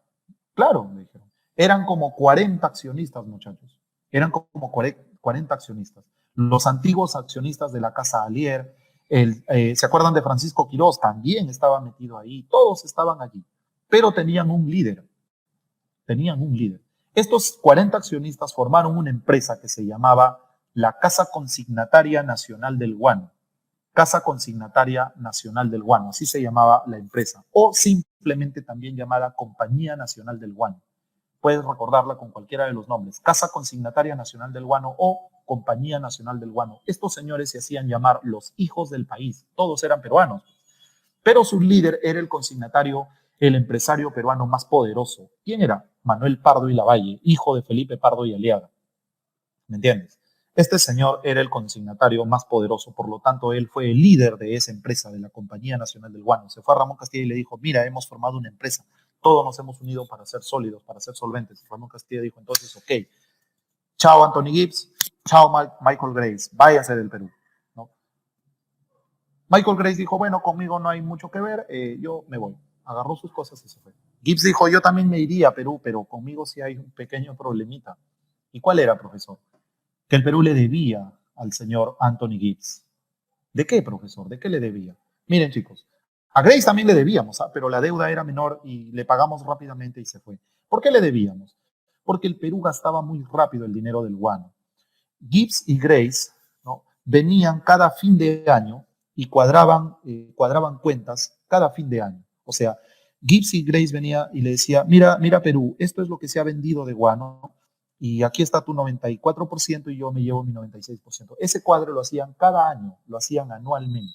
El Perú no podía, ya, el Perú no podía o esperarse a fin de año porque se gastaba muy rápido el dinero en sueldos, en construcción de ferrocarriles, en compra de barcos. Entonces, ¿qué hacíamos para solucionar el problema? Gibbs, ya pegué un adelantito. Grace, Michael, ya ve Michael Grace, un adelantito. Y estos señores nos adelantaban, ya, nos adelantaban dinero. El señor Anthony Gibbs nos adelantaba dinero. Él era el que más nos adelantaba dinero, pero no nos lo adelantaba de buena fe, o sea, no nos lo adelantaba ya, pero te adelanto tanto, nos lo adelantaba en forma de préstamo, con un interés que oscilaba entre el 4 y el 13%, para que tengas una idea.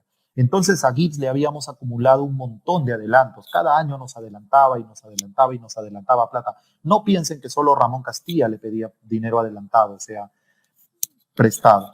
También lo hacía el señor Echenique. Entonces, cuando Ramón Castilla dijo, bueno, que lo exploten mis consignatarios nacionales, ustedes ya váyanse a su país. Grace dijo, bueno, me debes tanto. El Perú dijo, toma aquí, porque la deuda de Grace era poca. Pero la deuda de Gibbs era impagable, muchachos. Era impagable. Y sobre todo porque el Perú en ese momento estaba en una pequeñita crisis debido a la guerra civil entre Echenique y Castillo. ¿Me entienden? Entonces, el Perú le dijo a Gibbs, ya te debo, ¿no, Gibbs? Cierto.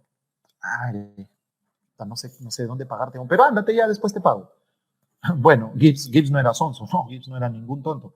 ¿Qué hizo Gibbs? Se fue a la corona de Inglaterra y le dijo, bueno, el Perú me está debiendo plata, ¿no? Me debe tanto y encima ya no quiere que trabaje con ellos y no me puede pagar porque está sin plata ahora. La corona de Inglaterra dijo, ¿cuánto te debe? Bueno, tanto. La corona de Inglaterra compró, muchachos, compró el 40% de la deuda, ¿no? Dijo, bueno, ahora el Perú ya no te debe a ti, le debe a la corona de Inglaterra.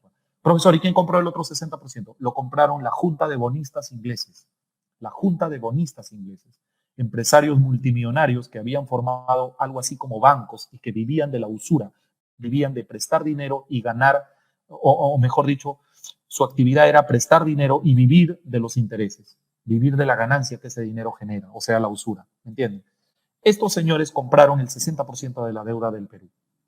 El Perú empezaba a crear un monstruo, una deuda que hasta hoy no la pagamos, muchachos, es una deuda eterna, no es una deuda externa, sino eterna, ¿me entienden? Ya saben cuándo empezó. Bien, empezaron a trabajar los hijos del país presididos por Manuel Pardo y Lavalle. Lo dejamos allí, la deuda, eso lo veremos más adelante. Volveremos a tocar esta deuda cuando el Perú firma el contrato Grace, ¿no? Con Michael Grace, el hijo de este Michael Grace, otro, o sea, tenían el mismo nombre y el mismo apellido, ¿no? Eso ya lo vemos, lo veremos después cuando veamos el famoso contrato Grace que se firma en el primer gobierno del señor Andrés Avelino Cáceres, pero eso es otro tema, no nos vayamos por las ramas. Bien, entonces aquí empieza el gobierno del señor Ramón Castilla, cambio de consignatarios, esta vez van a ser nacionales, la Compañía Nacional del Guano, presidida por el señor Manuel Pardo y Lavalle, los hijos del país se hacían llamar. Lo dejamos ahí de nuevo, dejamos de nuevo allí esta diapositiva y nos vamos a la diapositiva número 9. Profesor, falta el monopolio, eso lo vemos después, no te preocupes. Segundo gobierno de Ramón Castilla. ¿Qué hizo Ramón Castilla en su segundo gobierno? Crea 3 departamentos, Loreto, Cajamarca y Piura. Loreto se creó de lo que había sido antes la provincia, la Comandancia General de Maynas, ¿no? Cajamarca y Piura fueron desmembrados de la inmensa intendencia que era Trujillo. Trujillo era una intendencia muy grande que abarcaba lo que hoy son 4 departamentos: La Libertad, Lambayeque, Cajamarca y Piura, ¿no? Promulgó la Constitución Liberal de 1856. Los liberales influyeron. Ramón Castilla era un liberal, de hecho Ramón Castilla era un liberal, era de ideología liberal, ¿no? Por eso promulga la Constitución del 56, que era de ese corte, de tipo liberal, de filosofía liberal. Inauguró el alumbrado a gas en Lima y el agua potable, ¿no? Construye el ferrocarril Lima-Chorrillos. Recuerdan que en el primer gobierno fue Lima-Callao, Felica. En el segundo gobierno fue Felicho, Lima-Chorrillos. Todo en Lima, muchachos, ¿se dan cuenta? Todo en Lima. ¿Ya? José Boterín, un almirante de la Marina de Guerra peruana, da la vuelta al mundo, el primer barco peruano, el primer capitán peruano en darle la vuelta al mundo. Lo hizo en la fragata Amazonas, un viaje que le tomó algo de 3 años, ¿no? Se construye la penitenciaría de Lima, o sea, la cárcel de Lima, la primera cárcel que se construyó en el Perú. Declaró al Magisterio Nacional como carrera pública, o sea, a nosotros los profesores ya nos iban a pagar, muchachos, el Estado nos iba a pagar. Profesor, que antes de la prosperidad falas no les pagaban. Bueno, la labor del docente, muchachos, siempre ha sido un poco sacrificada. Los profesores ejercían su labor y los padres de los niños a quienes estos maestros les enseñaban, les pagaban con tamales, con gallinitas, con comidita. Así era, muchachos, así era. o, o tenían que trabajar como docentes por la mañana y en la tarde se dedicaban a cualquier otra actividad, ¿no? A construir, a trabajar en las chacras, qué sé yo. Era una labor sacrificada. Ramón Castilla tomó a bien pagarles un pequeño sueldo a estos maestros. Algo plausible, creo. Se creó el Archivo Nacional. Uno de los hombres más sabios del Perú en ese momento, llamado Mariano Felipe Paz Soldán, dibuja el primer atlas del Perú, el primer mapa del Perú. Se establece el servicio telegráfico. Si te estás preguntando de dónde a dónde iba el telégrafo, era de Lima al Callao, ¿ya? Y también después de Lima a Chorrillos, por cierto. Se creó el primer código, se crea el primer código penal, aunque se promulgaría todavía después en el gobierno de Miguel de San Román. Muy bien. Se implantó el uso de las estampillas en el muelle del Callao, eso para codificar los envíos que desde el Callao se hicieran al resto del mundo. Eso suponía también un pequeño ingreso para el Estado porque se paga un impuesto por el uso de las estampillas. Se firma con Ecuador el Tratado de Mapasingue. Lo que pasa es que los ecuatorianos invadieron nuestro territorio. Los ecuatorianos siempre han sido jodidos con nosotros, muchachos.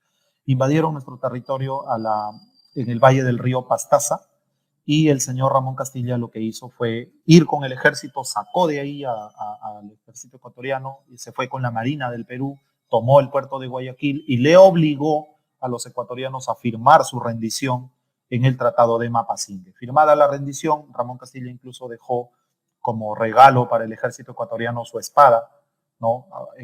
Su espada la dejó como regalo en Ecuador y se regresó con la armada al Perú. Ramón Castilla fue aplaudido por su gesto en Ecuador y la espada de Ramón Castilla se guarda en uno de los museos militares que tiene, ¿no?, nuestro vecino del norte. Crea la Constitución Conservadora de 1860. Profesor, ¿no había dado la Constitución del 56? Sí, Ramón Castilla era de un corte liberal, pero en su Congreso la mayoría eran conservadores.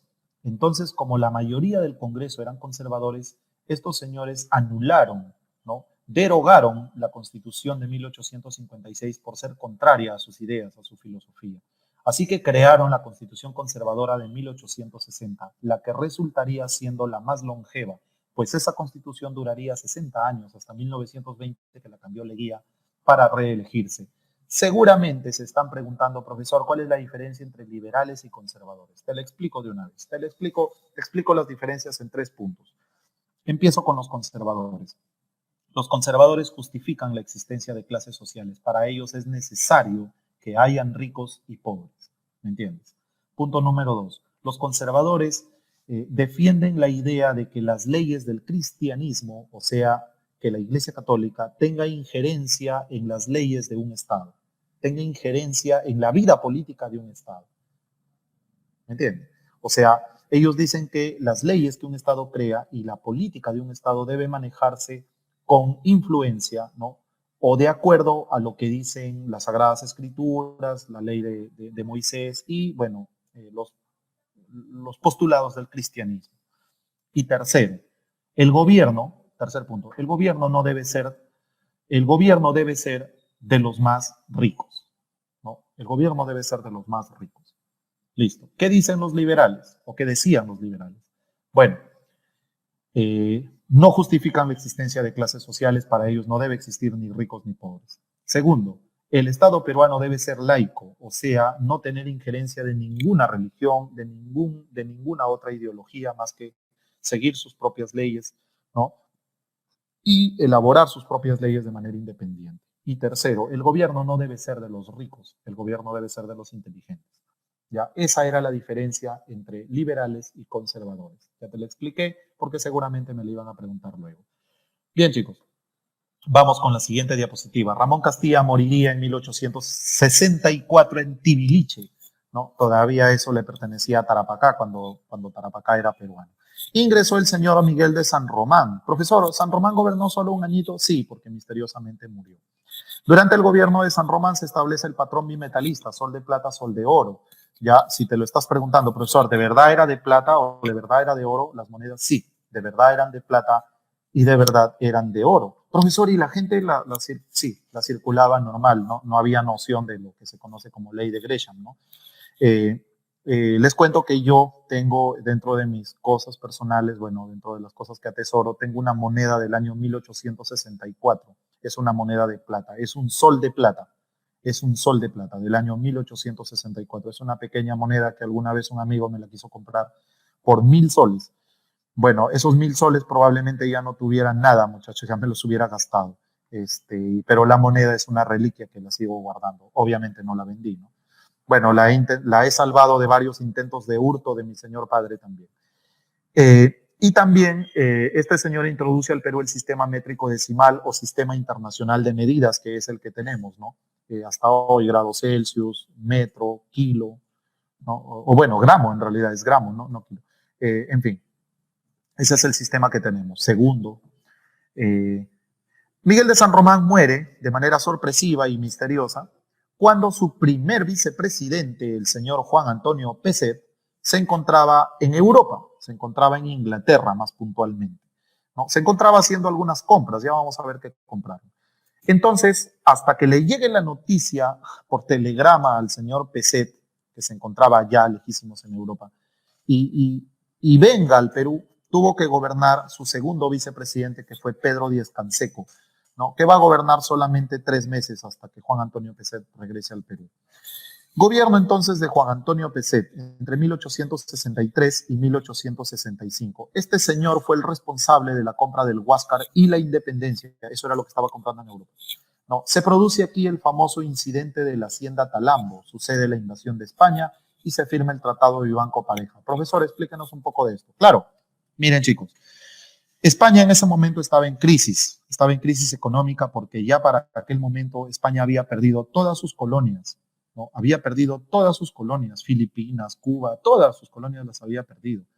Entonces los españoles, que por mucho tiempo se habían acostumbrado a una economía parasitaria, es decir, a vivir de los recursos de sus colonias, ¿no? Se habían quedado sin nada. Los españoles holgazanes no habían aprendido el comercio, la industria, como sí los ingleses, por ejemplo. Entonces España dijo, ¿cómo hacemos para salir de la crisis? En lugar de empezar a industrializarse o a comerciar, dijeron, hay que recuperar de nuevo nuestras colonias. Sus colonias más ricas obviamente habían sido las sudamericanas, específicamente el Perú. Entonces España dijo, miren, el Perú tiene plata ahorita un montón, pero no por el oro, sino por el guano. Vamos a quitarle su guano. Vamos a quitarle su guano. Entonces, lo que estaba de moda en ese tiempo, lo que hacían las potencias europeas como Italia, Alemania, Inglaterra, ¿no? Era mandar expediciones científicas por el resto del mundo, ¿no? Inglaterra mandó un barco llamado Beagle, a bordo del cual iba el gran Charles Darwin, por ejemplo. ¿Recuerdan? Los alemanes mandaron a un tal Alexander von Humboldt alrededor del mundo para estudiar el mundo y encontrar dónde hay cobre, dónde hay hierro, dónde hay oro, dónde hay plata, dónde hay estaño, dónde hay todos esos elementos necesarios. Lo mismo hacía el Beagle, por si acaso. Los italianos enviaron a un tal Antonio Raimondi, lo han de recordar mucho porque estudió mucho las culturas en el Perú. Fue un viajero por todo el mundo. Los españoles dijeron, nosotros también, ¿no? Entonces, pero en realidad era una máscara, era una fachada para encubrir las verdaderas intenciones del gobierno español. ¿Cuáles eran? Volver a conquistarnos. Los españoles armaron una expedición científica en 11 barcos de guerra, 11 barcos de guerra, muchachos, al mando del general Manuel Pareja. Se vinieron de frente a Sudamérica, de frente, así, y empezaron a inspeccionar, a estudiar supuestamente desde las costas de Chile, desde abajo, desde el Cabo de Hornos, desde bien al sur, y empezaron a subir al norte. En el Perú fue donde más se demoraron, ¿no? Se habrán ensalivado la boca los españoles al ver cómo ingresaba el dinero al Perú por la venta del guano, ¿no? Bueno, llegaron hasta Panamá y se regresaron. Y se quedaron en el Perú por varios meses. El gobierno peruano decía, ¿qué hacen los españoles ahí al frente? En la isla San Lorenzo estaban. En la isla San Lorenzo, frente a Lima, frente al Callao. ¿Qué hacen ahí los españoles tanto tiempo? ¿No? Supuestamente estaban estudiando, ¿no? Supuestamente era una expedición científica, pero en realidad los españoles estaban esperando un pretexto para invadirnos, muchachos, un pretexto. Y se lo dimos, por desgracia. ¿Cuál fue? El incidente de la hacienda Talambo. ¿Qué pasó allí? Esta hacienda, la hacienda Talambo está en la provincia de Chepén, en La Libertad. ¿Qué pasó? El dueño era un español, súbdito de la reina Isabel de España. Pero este bandido era un tirano con sus trabajadores, era un abusivo, ¿no? un mal dueño, un mal hacendado, un mal dueño. A sus trabajadores los explotaba demasiado, un español mal. Entonces, ¿qué hicieron sus trabajadores? Le hicieron una fuente ovejuna un día, o sea, lo mataron, ¿no? La muerte de este español fue el pretexto que tuvieron los españoles para invadirnos. Cuando se enteraron, el señor Manuel Pareja, capitán de esta expedición disque científica, envió un emisario al Perú, ¿no? Un juez al Perú. El juez se llamaba Eusebio Salazar. El mismo Juan Antonio Peset se fue a recibirlo al muelle del Callao, ¿no? ¿Para qué venía este juez, profesor? Para investigar la muerte de este ciudadano español, ¿no? Del dueño de la hacienda Talambo. Bueno, ¿qué va a suceder aquí? Eusebio Salazar llega al muelle, Peset se va a recibirlo y Eusebio Salazar, ¿saben cómo se presenta? Se presenta como comisionado regio. Y Peset le dice, ¿cómo? Espera un toque, no te escuché bien. ¿Qué eres? Comisionado regio. Dicen que Peset se molestó tanto que casi lo saca a patadas, así literal, al señor Eusebio Salazar. Profesor, ¿pero por qué le molestaba tanto? Porque comisionado regio, muchachos, era algo que enviaba el rey a sus colonias, ¿me entienden? O sea, eso era lo que enviaba el rey de España al Perú, pero cuando el Perú era virreinato de España, cuando el Perú era colonia de España. ¿Se acuerdan que envió como comisionado regio al señor Cristóbal Vaca de Castro? ¿Se acuerdan que envió como comisionado regio al señor Pedro de la Gasca, por ejemplo, ¿no? En el contexto de las guerras civiles de los españoles en el Perú, por ejemplo? Esos eran comisionados regios, o sea, comisionados reales, comisionados enviados por el rey. Pero esta vez el Perú era un país independiente y en ese momento odiábamos a España, muchachos, de manera visceral, más aún los militares como Peset. Peset le dijo, comisionado regio, yo ya no soy una colonia, no me trates como tal, por eso casi lo agarra a patadas. Preséntate como juez. Eusebio Salazar se negó a presentarse como juez y ante la cólera, ante la furia de los peruanos, se subió a su bote y se regresó a donde estaban los barcos españoles. Le dijo a Pareja, uy, casi me agarran a patadas porque no quieren que lo investiguemos, ¿no? Manuel Pareja dijo, bueno, todavía pisas el palito Perú, ¿no? Y todavía la embarras más. Entonces, ¿saben qué hizo el señor Manuel Pareja? Ante este trato con su comisionado regio Eusebio Salazar, Manuel Pareja se dirigió directo a las islas guaneras que estaban frente a Chincha y le dijo, Perú, me voy a quedar con tus islas. ¿Sabes por qué? ¿Sabes por qué? Y el Perú le dijo, ¿pero por qué? O sea, ¿por qué me quitas mis islas? Perú, tú me tienes una deuda. Tú me tienes una deuda. Y el gobierno peruano le dijo, ¿pero de cuándo? ¿Desde cuándo te debo? Yo no te debo nada. Manuel Pareja le dijo, mira, compadre, cuando se firmó la capitulación de Ayacucho, allá por 1824, hay una cláusula, hay un ítem que dice que el Perú le reconoce una deuda a España. La deuda era, muchachos, de 1,5 millones, ¿ya? O de 2 millones, creo. Esa deuda no me la has pagado todavía. No le has pagado a España esa deuda. Así que yo me voy a quedar con tus islas 5 años. ¿Ya? 5 años me voy a quedar con tus islas. Cuando esos 5 años me voy a cobrar esa deuda y además me vas a pagar 4 millones de pesos por concepto de daños y de intereses de esa deuda. Cuando me terminas de pagar los 4 millones de pesos, yo me voy hasta que me pagues el último peso. Si no me pagas, no me voy. No, me quedo ahí más de 5 años. El Perú, curiosamente, muchachos, ya mansamente se chupó, Peset no sé qué le pasó, le firmó eso a España. Eso es lo que se conoce como el Tratado Vivanco-Pareja, ¿me entienden? Eso es lo que se conoce como el Tratado Vivanco-Pareja. O sea, profe, ¿le entregamos nuestras islas a los españoles? Casi le entregamos las islas a los españoles. ¿Qué pasó, profesor? ¿Qué salvó nuestras islas? Bueno, ¿recuerdan de quién eran las islas? O bueno, ¿quiénes estaban explotando el guano en las islas? ¿Lo recuerdan? ¿Lo recuerdan? Regresamos a la diapositiva 2 para eso. Bueno, supongo que sí lo recuerdan. Los que estaban explotando el guano en las islas eran los consignatarios nacionales, los hijos del país. ¿Recuerdan? Recuerdan que Gibbs y Grace ya se habían ido. Entonces, los consignatarios nacionales pusieron el grito en el cielo, que no, los españoles le estaban quitando la gallina de los huevos de oro, ¿me entienden? Entonces dijeron, no puede ser, nos están quitando las islas, hay que hacer algo, hay que sacarlo a Peset del poder. Entonces buscaron un militar, ¿no? Un militar corajudo que sea capaz de darle el golpe de Estado a Peset, pero también de declararle la guerra a España. Ese militar, ¿saben quién fue? Pasemos a la última diapositiva. Ese militar fue Mariano Ignacio Prado. Le dijeron, mira, compadrito, dale golpe de Estado a Peset, sácalo del poder. Ese inútil le ha regalado las islas a España. Y declárale la guerra a España, pues, compadre. Mariano Ignacio Prado dijo, bueno, ¿y quién financia la guerra? Nosotros. Somos poderosos, somos hombres ricos, millonarios. Mariano Ignacio Prado dijo, no se diga más. Le dio golpe de Estado a Peset. Al siguiente día de darle el golpe de Estado a Peset, le declaró la guerra a España. Al siguiente día. Pero al ver tremendos barcos españoles, grandotes, poderosos, con tremendos cañones, Dijo, uy, solo no la hago. Ah, voy a juntarme con mis amiguitos. Por eso se juntó con Ecuador, con Bolivia y con Chile. Y los chilenos, bolivianos y ecuatorianos aceptaron formar la cuádruple alianza contra España. Ahora ustedes dirán, profesor, ¿pero por qué aceptaron?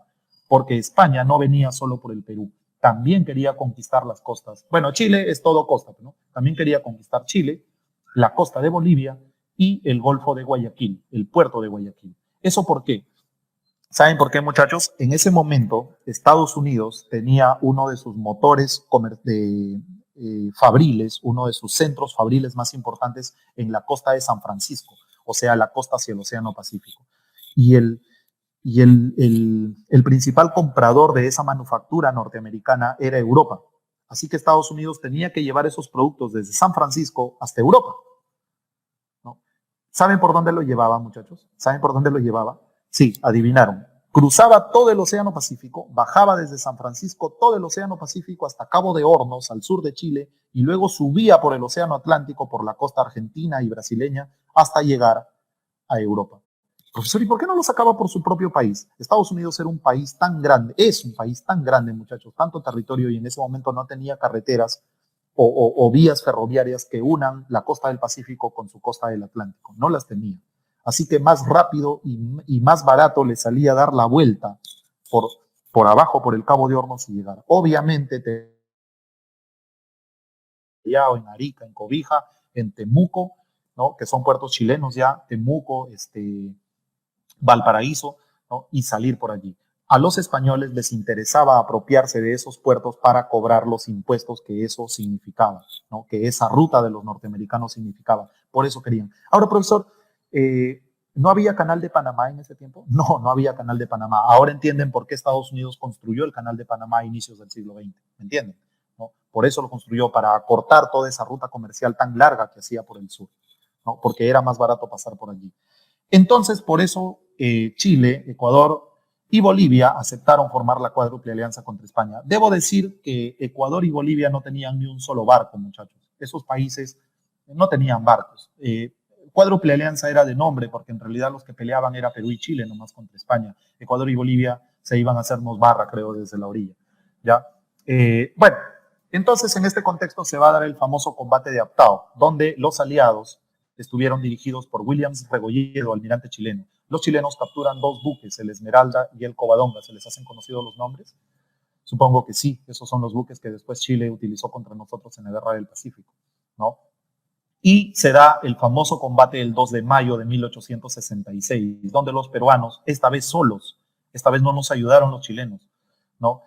Logramos la victoria definitiva sobre España. En ese combate del 2 de mayo muere José Gálvez, se salva de morir Ricardo Palma también, que era su secretario, ¿no? José Gálvez muere en la Torre de la Merced. Minutos antes, o creo que segundos antes, había salido de allí Ricardo Palma, de esa torre. Por eso se salva. Esta vez eran 9 barcos españoles, porque 2 ya le habían quitado los chilenos. Eran 9 barcos españoles contra nosotros y logramos vencerlos, muchachos. ¿Desde dónde nos defendimos? Desde el fuerte del Real Felipe, ¿no? Desde el fuerte del Real Felipe. Le ganamos la guerra a España, se largaron los españoles, fuera de aquí, ¿no? Les comento como curiosidad que el buque Huáscar y la fragata Independencia y el buque Huáscar no llegaron todavía al Perú. Ellos llegaron días después del combate del 2 de mayo. No participaron en ese combate. Profesor, ¿y dónde estaban? ¿Recuerdan que Peset los había comprado? Bueno, cuando Peset los compra, muchachos, Peset los compra en planos, los compra nuevecitos. O sea, ni siquiera empezaban a fabricarlo. En planos, quiero decir que le dijeron a Peset, así van a ser tus barcos, ¿no? Le mostraron los planos. Ah, perfecto, pagamos y recién empezaron a construirlos. Así que cuando España nos invade, a los buques estaban terminando recién de construirlos, ¿no? Y cuando ya se da la guerra contra España, los buques empezaron a viajar a toda marcha, pero recuerden que el camino era lejísimos desde Liverpool, porque esos buques fueron fabricados en Liverpool. Desde Liverpool hasta llegar al Perú tenían que dar la vuelta por abajo, por el Cabo de Hornos, y era muy larga la travesía, por eso llegaron días después del combate del 2 de mayo. Bueno, la moral de los peruanos se nos puso en las nubes, muchachos, se nos puso en el cielo, le acabábamos de ganar la guerra a España, fuera de aquí España, ¿no?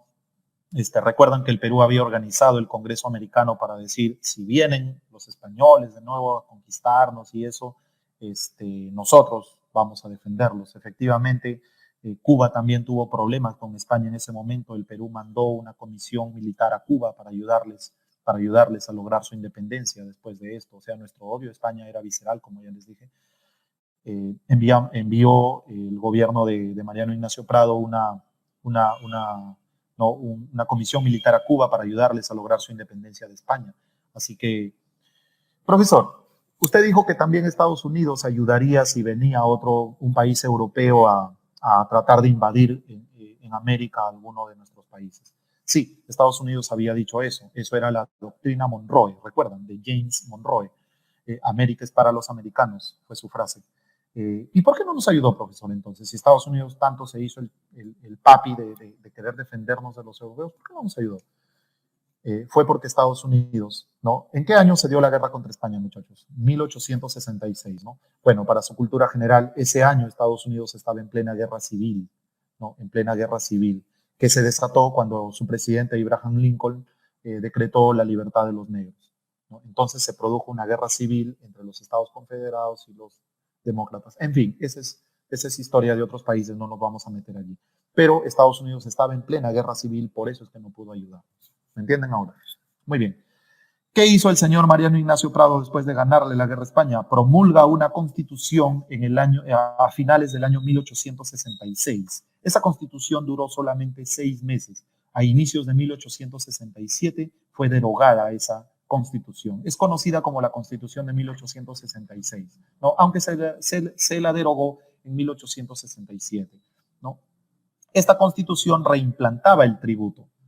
Profe, el tributo que lo había abolido Ramón Castilla, ese mismo, ¿no? Reimplantaba el tributo, ¿no? Esto generó la rebelión del señor Juan Bustamante Dueñas, que se hizo llamar Túpac Amaru III. Ahora, profesor, ¿por qué reimplantaba el tributo? Bueno, si en tu mente me estás haciendo la pregunta a mí de por qué reimplantaba el tributo, yo te traslado la pregunta a ti. ¿Por qué crees que reimplantaba el tributo?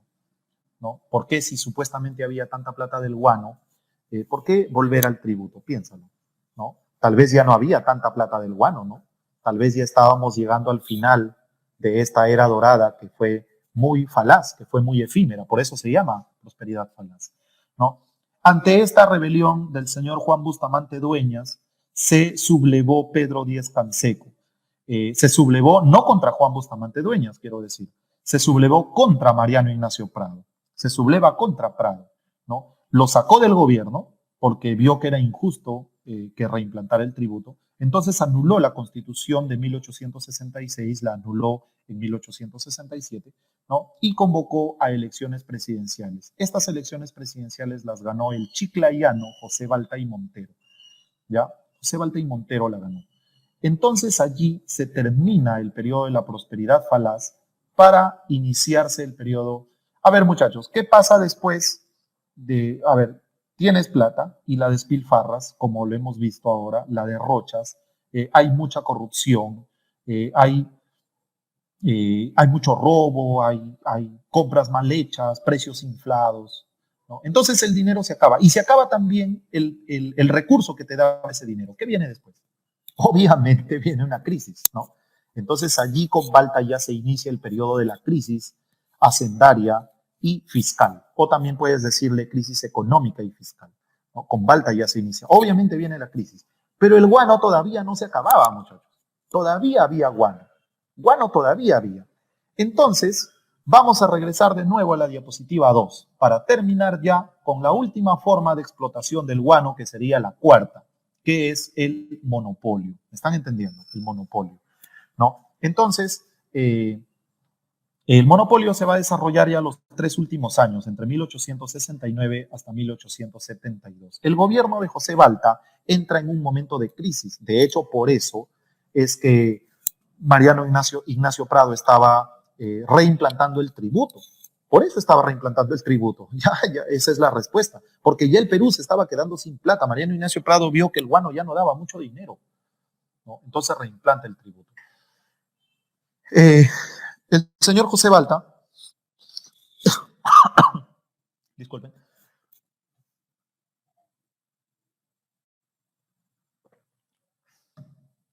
Muy bien, chicos. El señor José Balta dijo, bueno, ¿qué hacemos para sacarle más provecho al guano, no? Entonces, su ministro, bueno, cuando José Balta empieza su gobierno, coronavirus, Stephanie, uy, ya me contagié.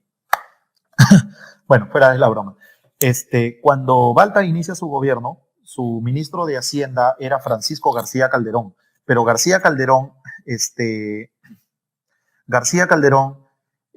vio que las papas empezaban a quemar y renunció a su cargo, ¿no? Vio que se venía la crisis y renunció a su cargo. Entonces Balta nombró a un nuevo ministro de Hacienda. Para eso lo nombró a un joven arequipeño llamado Nicolás de Piérola. Nicolás de Piérola le dijo, señor Balta, hay que buscar una nueva forma de negociar el guano, sobre todo porque los hijos del país ya no están pagando por el guano. Y Balta dijo, ¿y por qué no pagan estos señores? ¿Qué tienen? No, señor, es que ellos pusieron de su bolsillo para ganarle la guerra a España y ahora se están cobrando ese dinero, esa inversión. Balta dijo que vivos. Ya, entonces Balta le autorizó a Nicolás de Piérola que negociara una nueva forma de vender el guano. El señor Nicolás de Piérola envió 2 emisarios a Europa. Lo envió a José Martín Echenique, hijo de José Rufino Echenique, y mandó también al señor Toribio Sanz. Estos 2 emisarios peruanos se fueron a Europa a buscar un empresario solvente, con mucha plata, ¿no? Que con plata como cancha, dijo Acuña, que comprar el guano. Ese fue el señor Augusto Dreyfus. Dreyfus, enterado de eso, llamó a los emisarios peruanos a su oficina en París y les dijo, a ver, peruanos, yo les compro el guano. ¿Ya? ¿Qué ofreces? Le preguntaron a Dreyfus, ¿no? Miren, señores, los consignatarios arreglan con ustedes cada año, ¿verdad? Anualmente, ¿verdad? Sí, dijeron. Ya, conmigo no va a ser así, conmigo va a ser mensual. Pucha, dijeron, qué bueno, qué bueno, qué bueno, porque el Perú necesitaba liquidez, muchachos, necesitaba plata ya, ya, la crisis estaba encima de nosotros, necesitábamos plata ya. Un punto a su favor. Segundo, les dijo, yo te puedo hacer empréstitos de cantidades muy altas de dinero a un interés muy bajo para que continúes construyendo ferrocarriles, para que continúes las obras que creas necesarias en tu país. Y Balta, justo con esos préstamos, empezó la política ferrocarrilera, pues, ¿no? Empezó la construcción del ferrocarril que iba de Lima a La Oroya, por ejemplo, ¿no? Entonces, muy bien, 2 puntos a tu favor, genial, señor Dreyfus. Tercer punto, Perú, tú tienes una deuda, ¿no? Con los ingleses, creo que le debes a la corona y le debes a los bonistas ingleses, ¿no? ¿Se acuerdan, chicos? Eso les expliqué hace rato. Ah, sí, le debemos a los ingleses. Sí, es una deuda que creo que le tenías a Gibbs, pero Gibbs astutamente le vendió a ellos, ¿no?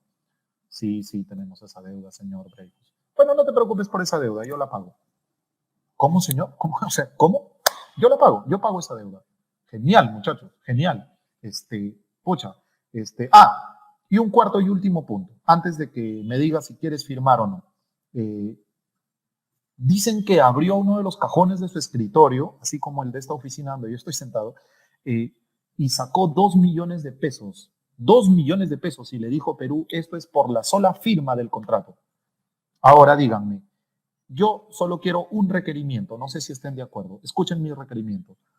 Dígalo, señor Dreyfus, dijo, dígalo, señor Dreyfus. Los señores ya se estaban secando las manos para firmar el papel, ¿no? El documento. ¿Qué es lo que desea? Dreyfus dijo, yo quiero todo el guano del Perú. Yo no quiero solo una parte.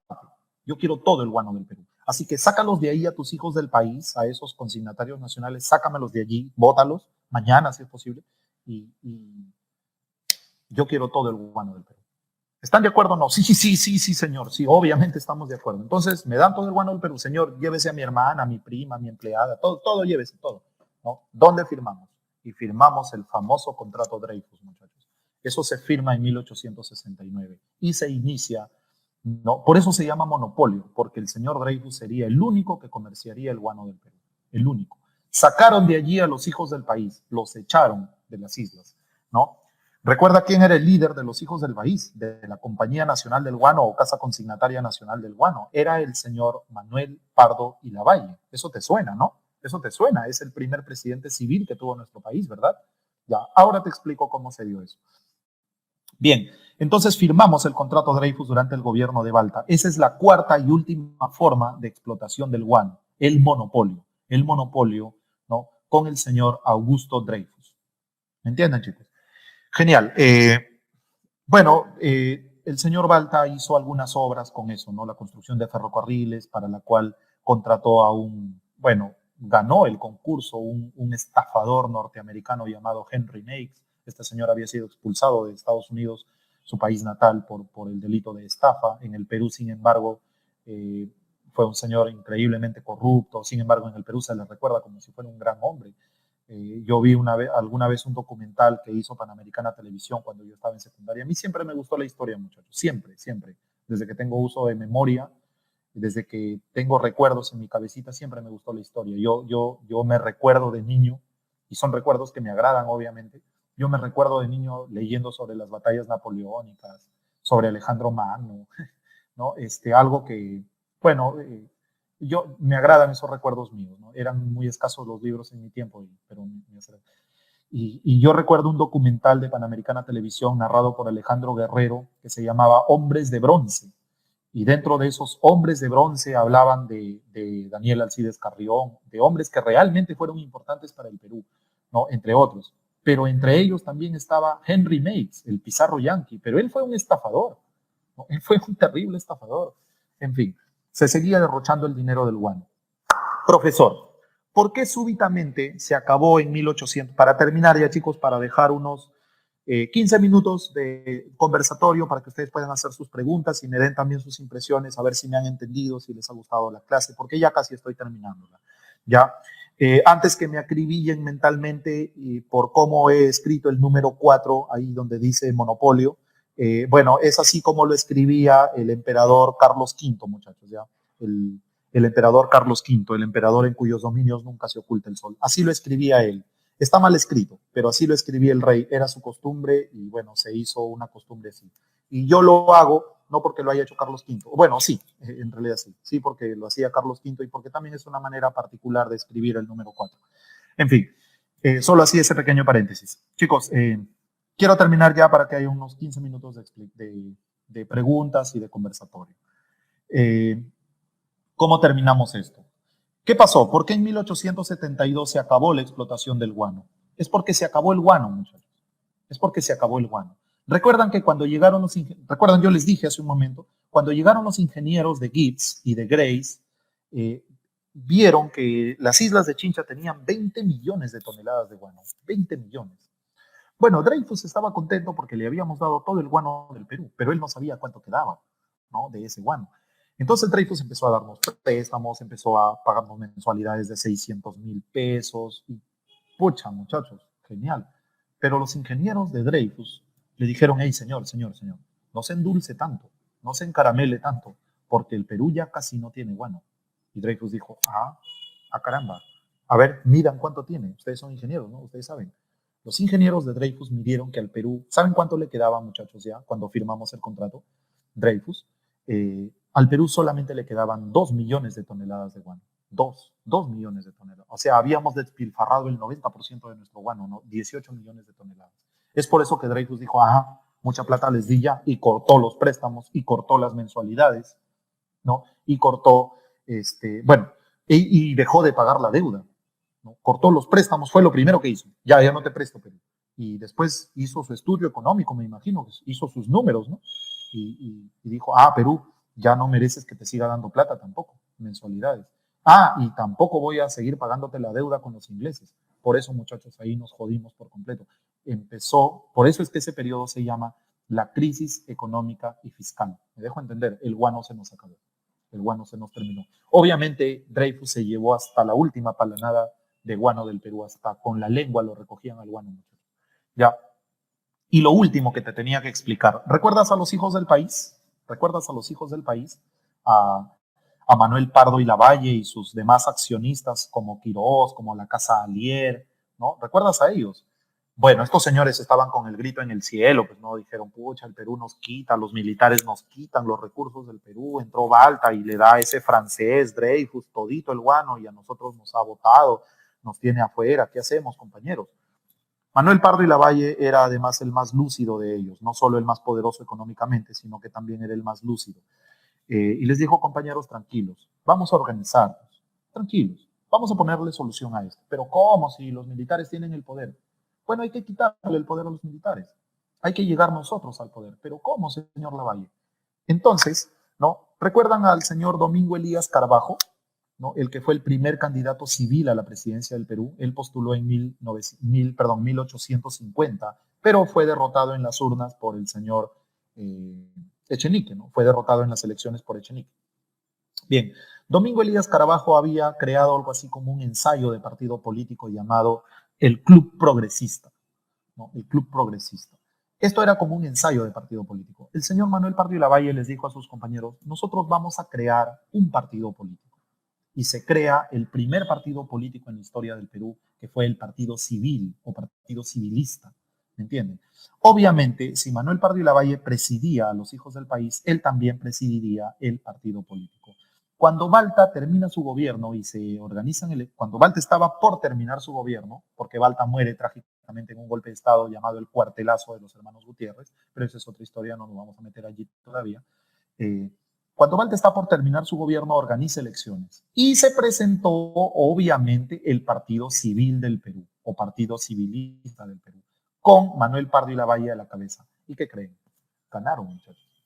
Y por eso Manuel Pardo y Lavalle, después de Balta, se va a convertir en nuestro primer presidente civil, el primer presidente civil que tuvo el Perú.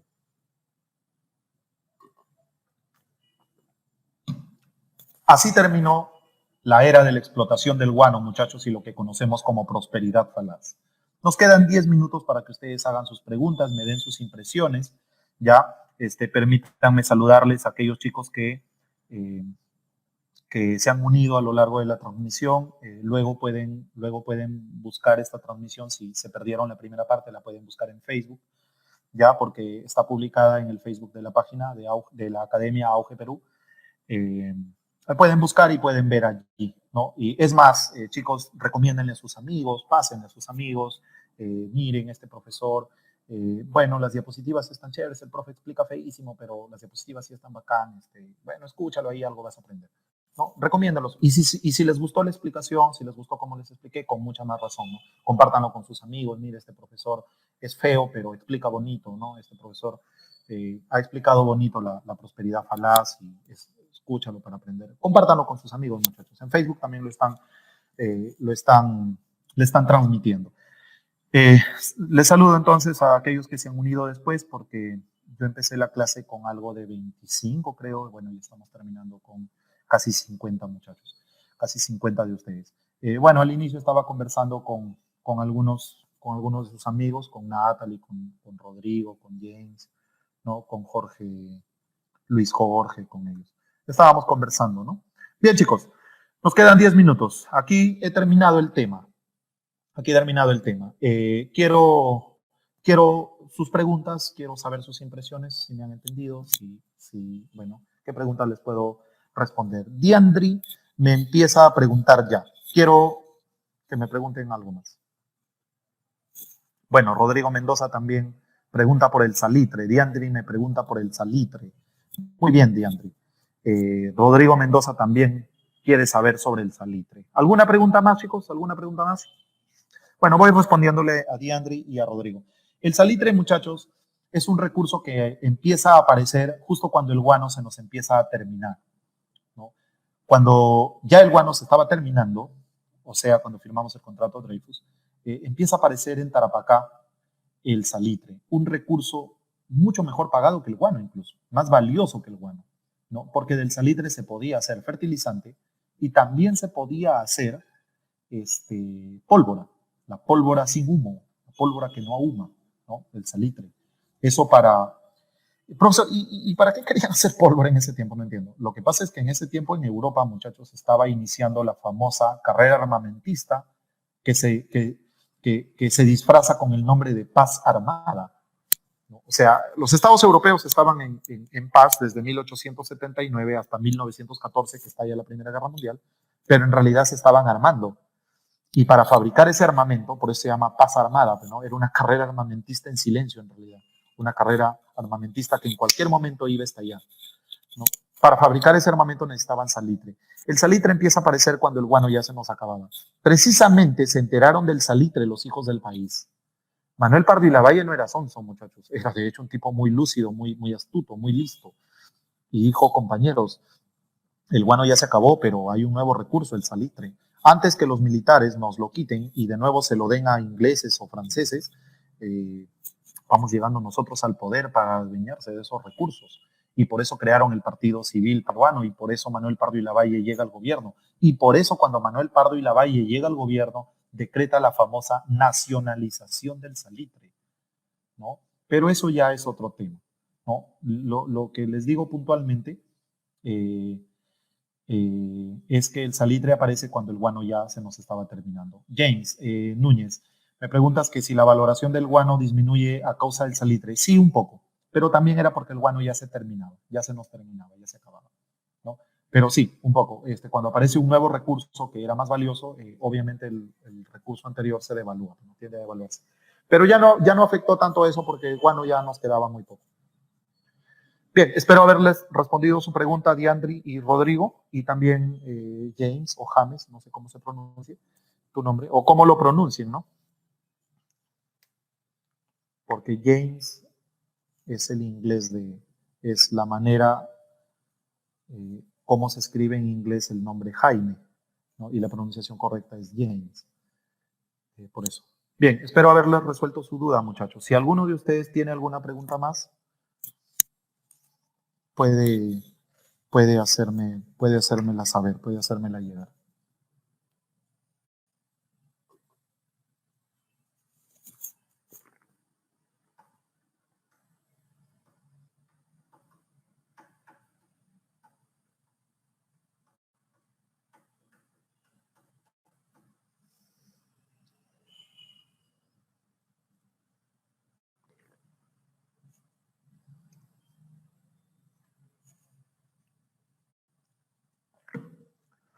Nicolás de Piero la administra el salitre, me dice Miley. No fue así, Miley. Nicolás de Pierola no llegó a administrar el salitre. Nicolás de Pierola gobierna entre 1895 y 1899. Él es el que le da inicio a la República Aristocrática, pero ya para ese momento el Perú ya casi no tenía salitre, porque recuerdan que esa parte salitrera la perdimos en la Guerra del Pacífico. ¿No? Entonces, cuando inicia la República Aristocrática con el gobierno de Pierola, ya el Perú tenía otros recursos como el caucho, el petróleo y el cobre, ¿no? Y también la exportación de caña de azúcar y de algodón. Así que el salitre nunca fue para nosotros un recurso que nos diera, ¿no? Como dicen comúnmente los campesinos, nunca fue vaca que nos diera de mamar, ¿no? El salitre nunca fue una vaca que nos diera de mamar. O sea, no fue un recurso que lo aprovecháramos porque lo perdimos muy rápidamente en la Guerra del Pacífico. Ángela me pregunta, aparte de España, ¿no hubo otro país que quisiera quitarnos las islas del guano? No, Ángela, fue solamente España. Fue solamente España la que quiso quitarnos el guano. Bueno, y le ganamos la guerra, pues, ¿no? Como ya les conté, como ya les narré. Bien. ¿Alguna otra pregunta, chicos? Bueno, creo que conmigo y con el profesor que tienen después, no sé con quién van a tener, no he visto el horario. Yo solo sabía que me tocaba a mí de 9 a 11 estar con ustedes. Estamos terminando, creo, esta semana de trabajo con Auge Perú. Bueno, chicos, ¿alguna pregunta más? Estoy dispuesto a responderles, no hay ningún problema. ¿Ya? ¿Por mí? ¿Me han entendido, chicos? ¿Me han entendido el tema? ¿Ha sido entendible la explicación? Háganmelo saber, por favor. Gabriela Curo, gracias. Gracias, Margaret, gracias por tus palabras. Gracias por el corazoncito de André. Chicos, bueno, quiero...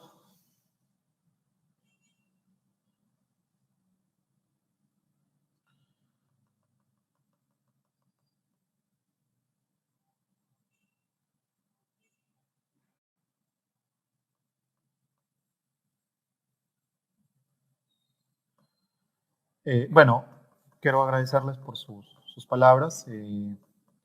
Quiero expresarles también algo.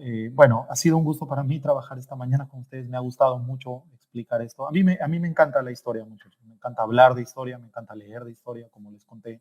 una pequeña parte de mi vida puede que no les importe, ¿no? Y es lo normal. Pero yo, desde que me recuerdo niño, me recuerdo siempre leyendo historia. Son los libros que más me ha gustado, curiosamente, ¿no? Siempre me ha gustado más leer historia. No digo que no me guste la literatura, de hecho he leído algunos libros de literatura, pero más que todo historia. Siempre me recuerdo. Así que me encanta hablar de historia, me encanta explicar temas de historia, ¿no? Me encanta esto, me encanta. Y por lo tanto me ha gustado la clase. He sentido que ha sido una conversación casi personal, como si todos estuviéramos reunidos y hablando de este tema de historia en el que me han permitido hablar y me han permitido explicarles, ¿no? Esto para llenar un poquito más de conocimiento su cabecita, ¿no? Conocimientos que seguro les serán útiles en un examen de admisión o también para la vida, para cultura general, muchachos, ¿no? Para cultura general. Han invertido bien su tiempo. Siento que han invertido bien su tiempo en escucharme esta mañana. Es la sensación que tengo y eso me alegra muchísimo. Por otro lado, muchachos, gracias Ángela por tus palabras, gracias Alejandra también por tus palabras. Sí, a mí me gusta mucho hablar de historia, muchachos, me encanta, de verdad, me encanta. Eh, quiero pedirles, muchachos, que se cuiden mucho, de verdad, estamos siendo, he visto las noticias, casi no veo mucho de noticias porque no soy, tengo algo de pavor cuando veo noticias de violaciones, no sé, ese tipo de cosas. Pero he estado viendo las noticias estos últimos días y he visto que Lambayeque, por ejemplo, hace 4 días ha tenido 261 muertos en un solo día. En un solo día. Hay regiones del Perú como Lambayeque, Lima, el Callao, y Piura, sobre todo la costa de Piura. Sí, porque en la Sierra de Piura tengo amigos en la Sierra de Piura, en Huancabamba, donde me cuentan que ahí todo está tranquilo, todo está fresh. Es la costa de Piura donde están los problemas. Entonces, estas regiones que están siendo azotadas por esta pandemia, que están sufriendo más duramente esta pandemia, cuídense mucho, muchachos, cuídense un montón, cuídense mucho. Cuídense bastante, no salgan de sus casas, tomen las medidas respectivas, desinfectense las manos, usen mascarilla, qué sé yo. No, yo les cuento, como hablaba con Luz Mabel, una paisana mía que he conocido ahora, yo estoy aquí en Jaén y aquí las cosas están mucho más tranquilas, ¿no? Jaén tiene apenas 40 contagiados, me refiero a la ciudad de Jaén, tiene apenas 40 contagiados, 2 muertos, así que, bueno, no es que estemos tan, ¿no? Pero sí las cosas están un poco más tranquilas que en otras regiones. Pero cuídense mucho, muchachos, cuiden a sus padres, peor, más aún si en su casa hay abuelitos, hay niños pequeños, cuídense mucho porque ellos son los más vulnerables a este virus tan letal, no tan fatal. Bien, muchachos, sin nada más que decir, me despido de ustedes. Cualquier duda, cualquier pregunta, tienen los números de la academia, pueden consultar allí. Yo soy el profesor de Historia Universal, de Historia del Perú y también de Geografía del curso de la academia, ¿no? Soy el encargado de dictarle los cursos. Este tipo de explicaciones que he hecho ahora es la que normalmente están en todos los temas relacionados a geografía y también a Historia Universal y a Historia del Perú, ¿no? Ahí tienen, en la academia yo soy el que se ha encargado de dictar los cursos. Espero que les haya gustado la explicación, muchachos. De mi parte, de verdad, ha sido un gusto dictarles. Se me cuidan mucho jóvenes.